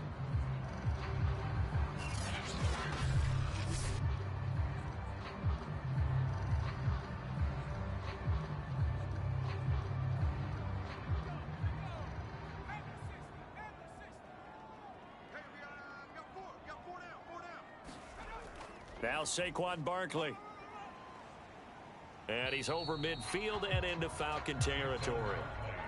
A good run, got 7 on 1st. Here's 2nd and 3. A give to Barkley out of the gun. And he'll go down shy of the 40 at the 41.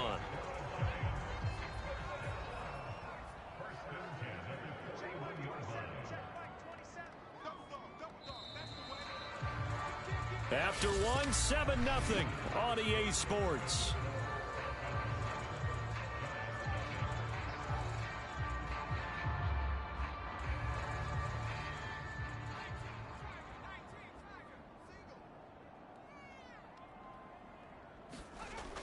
A 1st down carry for Barkley. And he's got room. And he works it past the 30, almost to the 25.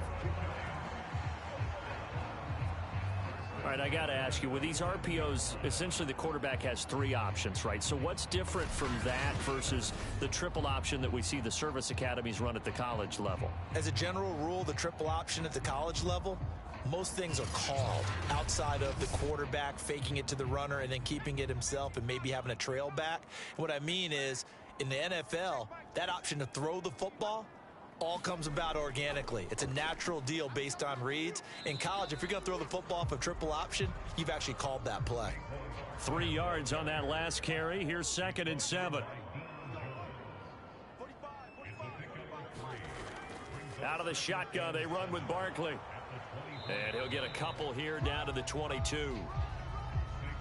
And on 3rd and 5, this will be the 8th play of the drive. He'll drop to throw. He'll get this one to Galladay. And boy, he is very close to a first down, but from where they're spotting that football, he's going to be a foot or so short. Give him a gain of 5 on the completion, and that'll bring up 4th down.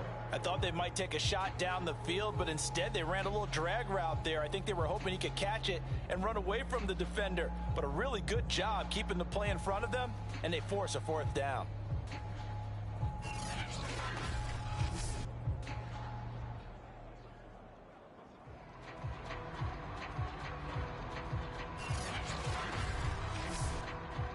The offense here not budging. They're going to fight for it on 4th and inches.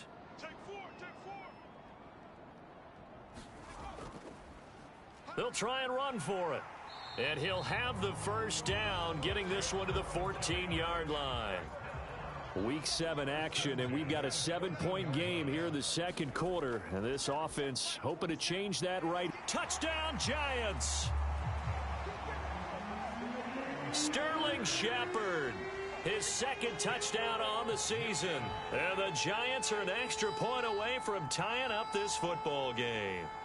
Certainly there are good things about quick strike offenses that score fast, but a long drive can also work to your advantage as well. In so many ways, Brandon, because number one, you get them tired, but the big one is mentally. They can't figure out how to slow you down, how to get off the field, how to get the ball back. They go to the bench wondering, what are we going to do next time in order to stop those guys? Graham Gano on for the extra point. It's up and good, and we're tied at 7 here in quarter number 2. So that one a long 11-play drive, and it was polished off by a Giants touchdown.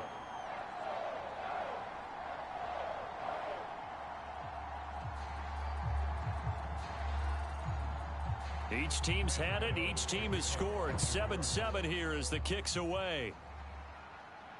This taken in at the goal line.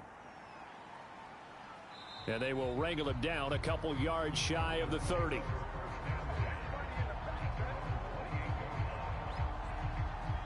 So for the second time in this one, we get set to see the Falcons offense.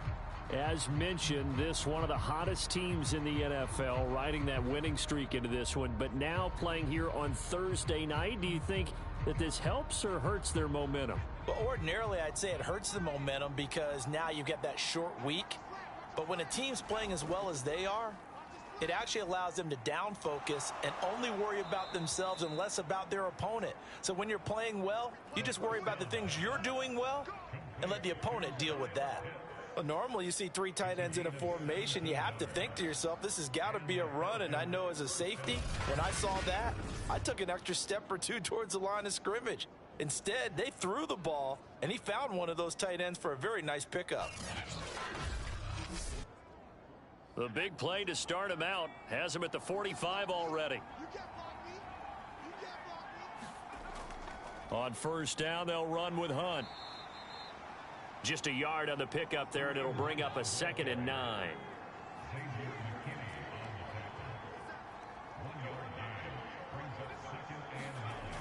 They'll set up a throw.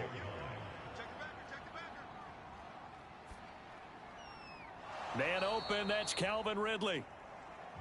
And they're going to have another first down as the tackle's made at the Giants' 39.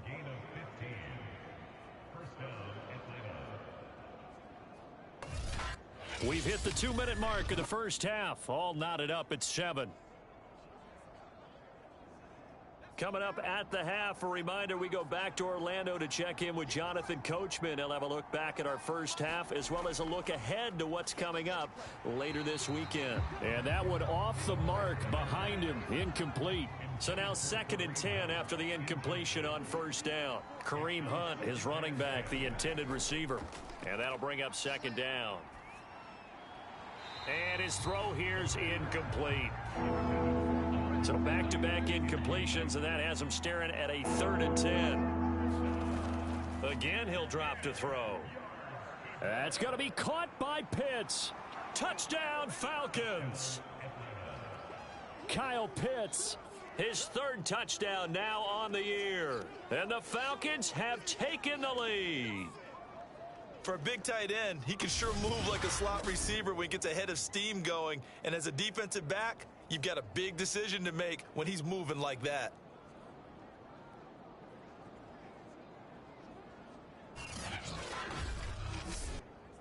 Now the extra point try forthcoming.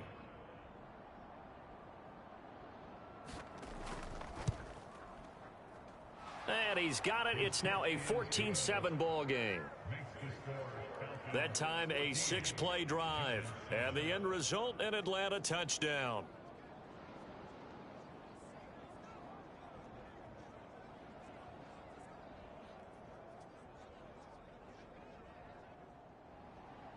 Set now to kick this one away, and off it goes. This fielded right at the goal line.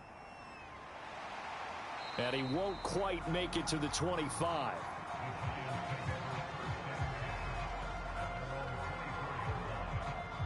So the Giants getting the football back here for their 2nd drive. And that last touchdown drive, a good mix of pass and run. Defensively, they just looked a little out of whack. And it's so hard to stay up with an offense that has things going so well, where you're guessing and guessing wrong play after play. So what you need is someone on the defensive side of the ball, a leader, right? To make a big play. Yeah. Throw that balance out of whack. That's what you're looking for now. Not worrying so much about guessing what the play call is. To this point, I've been impressed with the work defensively. They have not allowed a lot of receivers to run free. And there's another example, another incompletion. Here's a throw right side taken in by his tight end. And he takes us beyond the 35 before going out of bounds. There are so many things to watch for when you play defense. And reading your keys, you always hear about that, and having your eyes in the right place. Sometimes your eyes can fool you. How about that play action there? And it sprang the big guy, didn't it? Able to dump it over the top to him. So here's a 1st and 10 at the 38.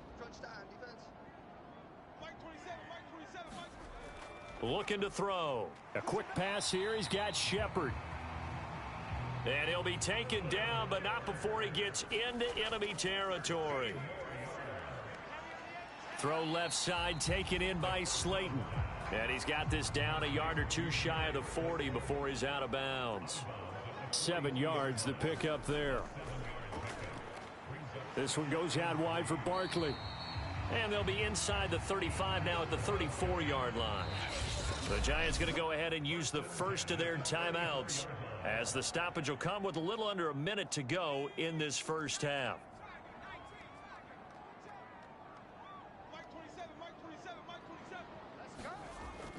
They'll look to throw now on first down. And this throw a bit late as he couldn't reach back for it. After the incomplete pass, here now is 2nd and 10. The intended target, Saquon Barkley. And now it's 2nd down.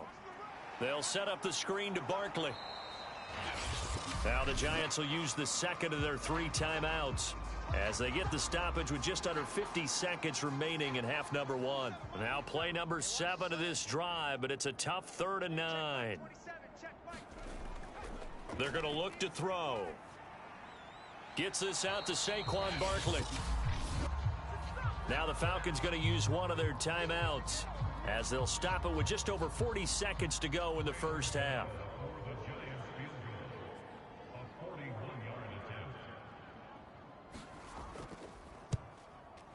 And Gano's kick is right through. And they'll cut the lead back down to 4 now at 14-10.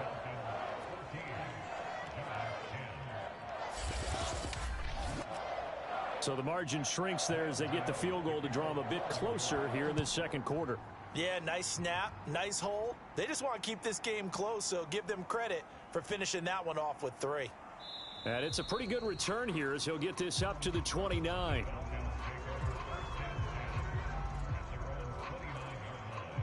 Now here's the signal caller getting ready to lead this offense again. He's played a pretty clean first half, a touchdown, no interceptions. Frankly, that's what they expect out of it. They want to see the ball thrown and thrown well, and he's able to do that and put it in the end zone. They'd love to see more of that before this game finishes. But right now, he's got his team in a good spot. A good spot, maybe looking for touchdown pass number 2 here in the second quarter. A gain of 6 there on first. That's a staple of this offense. Drag route to the tight end. Yeah, he's unable to use his size to break off much more yardage after the catch, but still an effective gain nonetheless.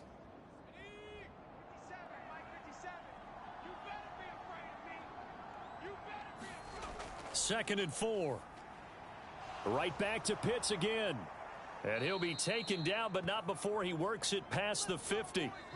So we have reached halftime now with the visiting Falcons out on top. As we'll get you down the coast to Orlando for Jonathan Coachman at our EA Sports Halftime Report. Coach. Okay, Brandon, thanks very much. We'll get back to you and CD in a minute. First, it's time to take a look at what we've got coming your way this weekend in the NFL. In that 1 o'clock time frame, a lot to choose from. But let's highlight the game in Philadelphia. A big one for the Eagles as they get set to match up with the Buffalo Bills. More good stuff later in the afternoon. One being down in the desert, where it'll be the Cardinals at home in Glendale, taking on the Pittsburgh Steelers. And one more to highlight, a good one on Sunday Night Football between the Detroit Lions and the New Orleans Saints. Meanwhile, in our game, it's been a back-and-forth first half. Who can put it together in the second half? For the answer, we turn it back over to our broadcast team of Brandon Gaudin and Charles Davis. Okay, Coach, yeah, adjustments likely going to play a big role in this third quarter in what's been a tight contest so far. The Falcons back to receive. They've got the lead, and they'll get this football as the second half gets underway. And he'll be tackled just shy of the 25.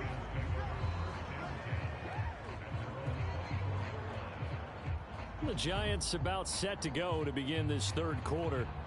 We have not seen much on offense from either side. These last few drives, it has been a struggle, hasn't it?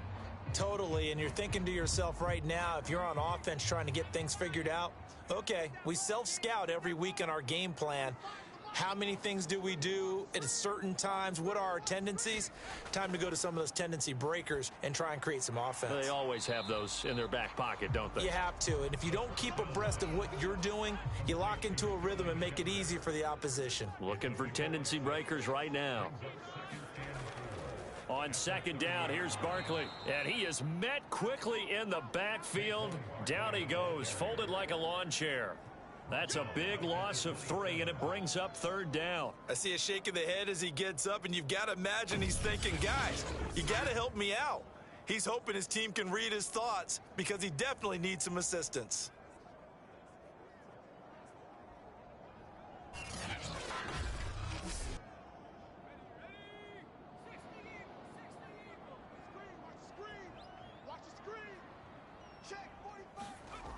On third down, he'll drop to throw. That's complete. He's got Barkley out of the backfield. And he'll be taken down, but not before they work it across midfield. Boy, a lot of moving parts on this play, but what a nice design to leak the running back out to the left and send him down the field. And a good job spotting him and hitting him for a big play.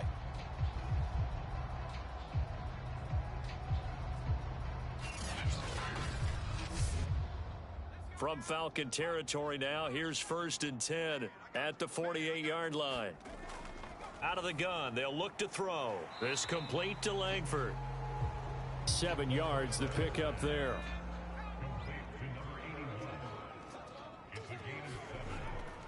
On second down, Barkley. And this is going to be back-to-back tackles for a loss here as the Falcons defense yet again drops him behind the line. Well, we saw a lot of negative plays that resulted in plenty of lost yardage in the first half, and that trend is continuing here.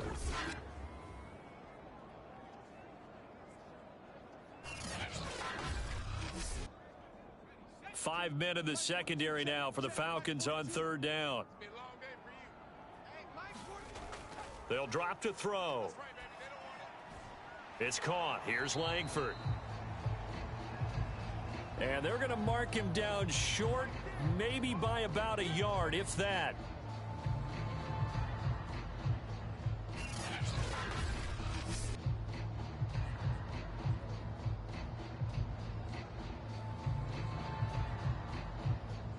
Too long for a field goal, too short to punt. That in-between range, and they'll go for it on fourth down. They'll try and run for it. And he's got some space here. And all the way in. Touchdown, New York. A great effort there. His 5th touchdown now on the year. And the Giants are going to jump back in front. Well, that situation, Charles, where it's too long for the field goal. Why not take a chance on fourth down? And, boy, does it pay off handsomely. And living with a lot of second guessing goes with the job description when you're the head coach. And most guys nowadays, they understand and study analytics. They have someone on staff that walks them through it and then talks in their ear on game day. So they're a lot more comfortable rolling the dice and going for it. Extra point try good by Gano. And it's now 17-14.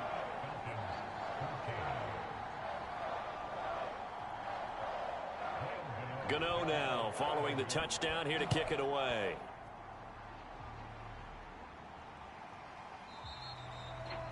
And this will be a touchback, so they'll bring it out to the 25. So we get set to start this third quarter. Here's the Falcons offense now. And they'll be working from behind now following the touchdown a moment ago on the opening drive of the half. I think the guys right now, but as they go out on offense, they're zeroing in on one big key. They don't have to do anything differently just because they're down on the scoreboard now. The intent, still the same in what they plan to do on offense. And he is met at the line of scrimmage, and he goes down right there. Big Leonard Williams there on the stop. Back to throw now on 2nd and 10. Throw left side complete. That's Hunt. And he gets this up to the 34 out of bounds there.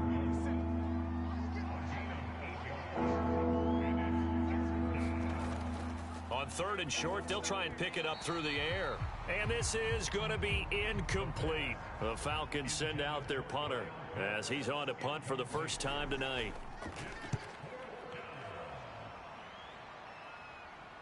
That's returnable now for Smith. Now it appears we're going to get whistles and a stop. A man down on the return. We'll get an update when we return to MetLife Stadium.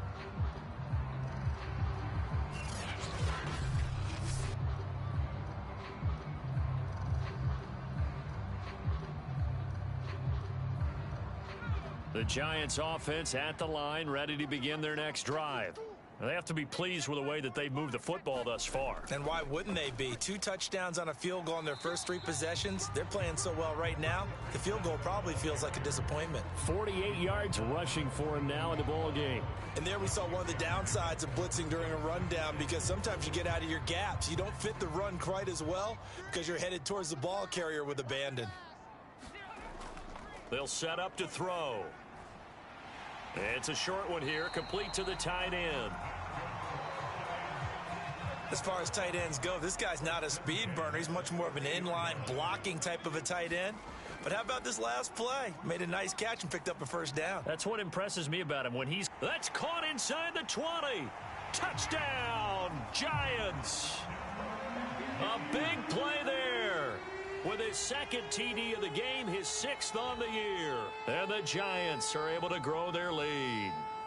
Well, he's used to running it that distance. Here he had to catch it, too, before making the run. Heck of a play for the score. There's not many things better for an offense than a back who is a complete guy, who can run it and catch it. And we just saw him complete a big-time play for a touchdown. Gano for the extra point.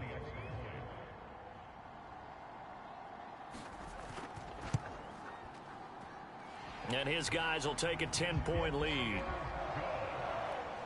The drive there only spanning 3 plays. And it was finished off by a touchdown by the New York Giants.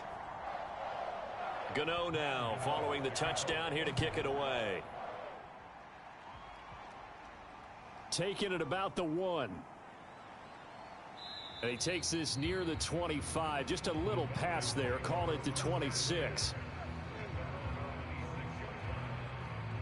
Atlanta now coming out on the field. They're down now 24-14. Work to do as they come up on a 1st and 10.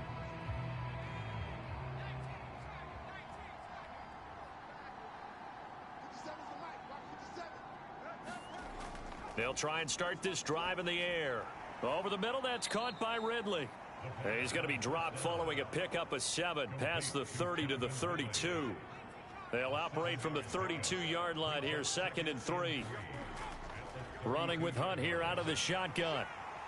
And he'll get this up only to about the 33. Well, they still have time to get him established, but in my estimation, they've got to pick up the urgency here. They've got to get quickly in and out of the huddle and run off a bunch more plays.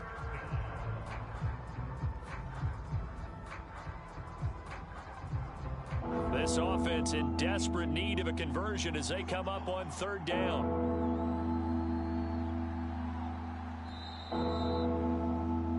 One quarter remains here in this Thursday night matchup. This is the National Football League on EA Sports.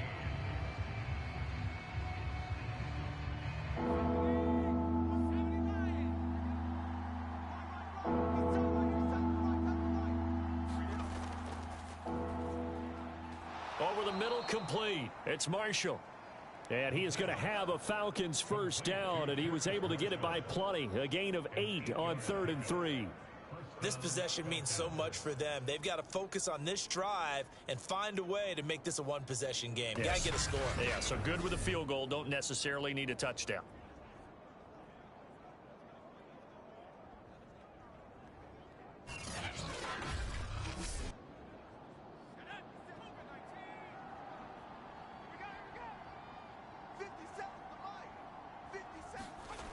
On 1st down, he'll drop to throw. He's got his pass-catching tight end. That's Pitts. And he'll be out of bounds after getting this one across the 40. 3 yards the gain there, 2nd down. I know sometimes we can get fooled when we watch him make catches, as we just saw him do there, because he really looks like a wide receiver the way he goes about his business. Yeah, 230, 240 range. Yeah, not super huge. Maybe not counted on to be that inline point-of-attack blocker that we used to have in the good old days.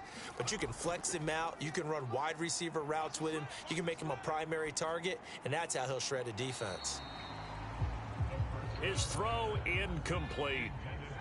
An incomplete pass on 1st down. That leads to a 2nd and 10. They'll stick with the passing game as he looks to throw.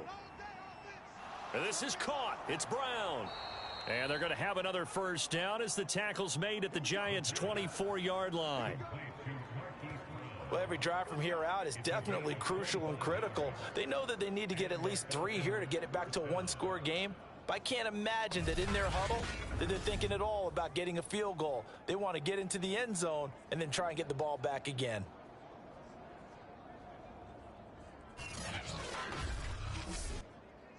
Clock running, under 4 to play now as they come up on 1st and 10.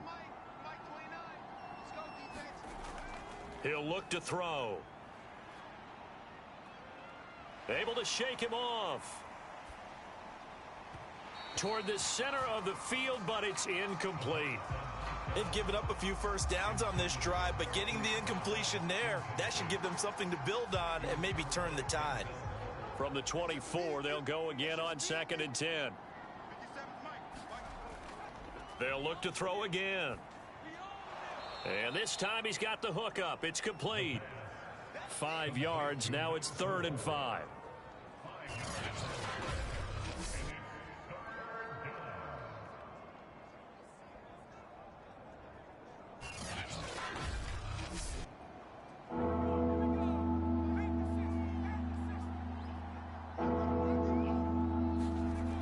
Back to throw again. And this is caught for a Falcon touchdown. A great play there. His 1st touchdown on the year. And the Falcons have made it a one-score game again here in the 4th. So how about that for an answer? They get the touchdown there, and it's back to a one-score game here in the fourth. And that's what these guys have done all game long because they've scratched and slashed their way to stay in this game. And by now, we should all realize they're not going away. Now the pressure again swings to their defense because they're going to need to find some way to get the ball back. Extra point right down the middle. And now things get a bit more interesting here in this fourth quarter.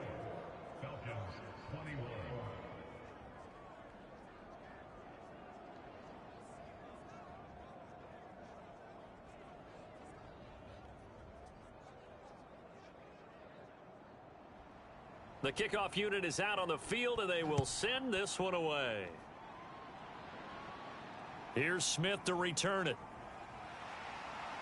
And up to about the 26-yard line, just across the 25. New York ready to go again offensively. After the touchdown we just saw, we have a brand new ball game. And now look at the situation. You got plenty of time on the clock. Defensively, they have 3 timeouts. So do you run the football here or do you throw it? I think you have that full conversation with your offensive unit, and you tell them, here's the situation. They've got all their timeouts, so we are not going to play this conservatively. We've got to attack them. We've got to make them use those, gain the ground that we need in order to put this game away. If you think we're just going to run it 3 times and punt it, you've got another thing coming. Yeah, and by the way, also the 2-minute warning in play, so essentially 4 timeouts left. They have to be aggressive here. They'll try and run some clock here as they keep it on the ground. And he's going to have to protect the football and take his lumps here at this stage of the game as they stop him behind the line. Call that a loss of a yard, and things get a little more difficult here, 3rd and 5. Now, obviously, that's some good work there defensively, being able to stop them and bringing up a key 3rd down. But if you're on the offensive side of the ball, there's an opportunity, because I know what defensive guys are thinking right now, to stop them, get to the ball. That means they might not be sound defensively. There could be some opportunities. And you said key 3rd down. Highlight that word. Put it in bold. Here we go. 3 points separating these two sides with 2 minutes left to go in the fourth. Out of the gun now on 3rd down.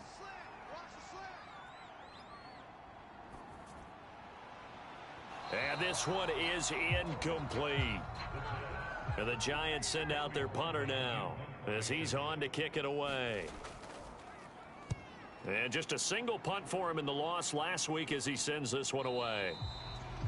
A 40-yard punt, no return. And the Falcons will be taking over 1st and 10.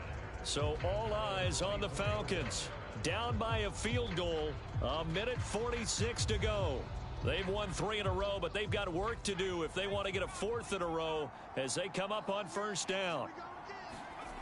He'll look to throw. And that's complete to Brown. And they get him down, but not before he takes it across the 40-yard line. They'll look to throw.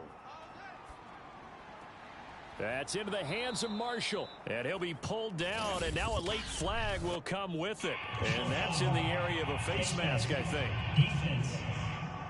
What happened? Well, when you're leading in the 4th quarter, that's not the penalty you want. Not at all, and now your discipline comes into question. Having poise this stage of the game, you can't have those kind of plays. So now factoring in the face mask, here's 1st and 10. He's back to throw. This will be caught once again by Brown. And inside the 20 before he's brought down.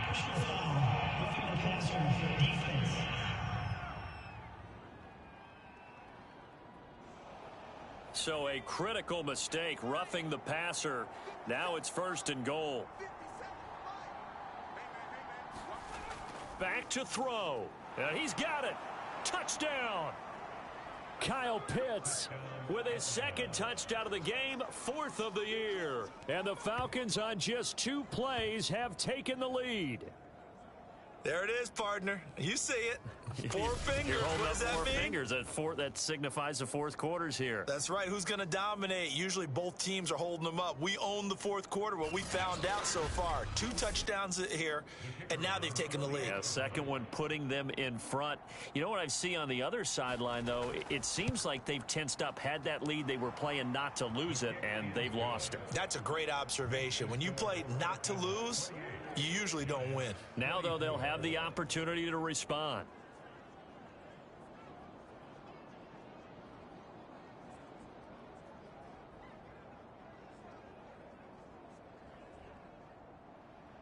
Out is the kickoff unit as they run up and send this one away.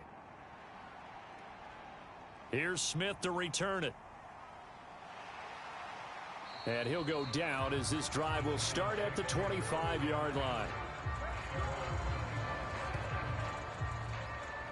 So now all eyes shift to the Giants. Trailing by 4, 70 seconds remaining. They've surrendered a double-digit lead but can rescue themselves late as they come up on first down. Back to throw. It fights him off. Pass complete, Galladay. And he's upended at the 33 following a good pickup of 8. On play action, they'll throw. Now a desperation throw deep downfield. And he's able to get it back to the 41-yard line.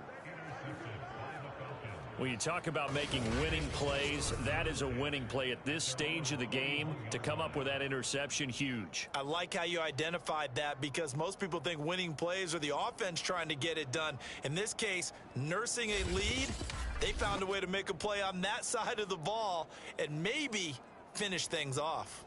Atlanta regains possession of the football. And 3 timeouts remaining here defensively, but really not much reason to use them at this point as this one is all but over. If they use the timeouts here, it's strictly for show. We got a plane to catch. Now after the running play, we've got a man down on the field. We'll get an update when we return to MetLife Stadium.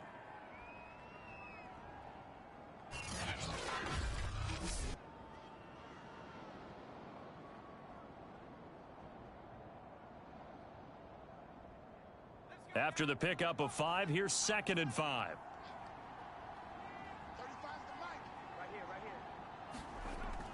They stay on the ground. Again, it's Hunt. And he'll get it down to the 47 here.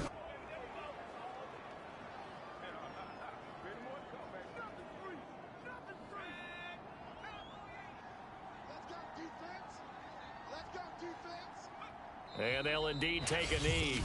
The Giants going to burn their 3rd and final timeout as the clock will stop with just under 30 seconds left to go.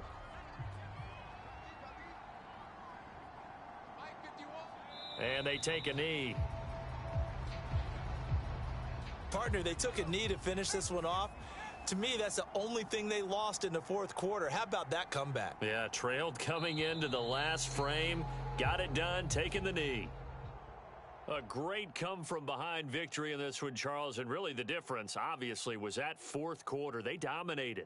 And it has to start with believing that you can make that comeback. Because we've been in games before. We've done games where you can just look at one team and realize they have no chance of making it back.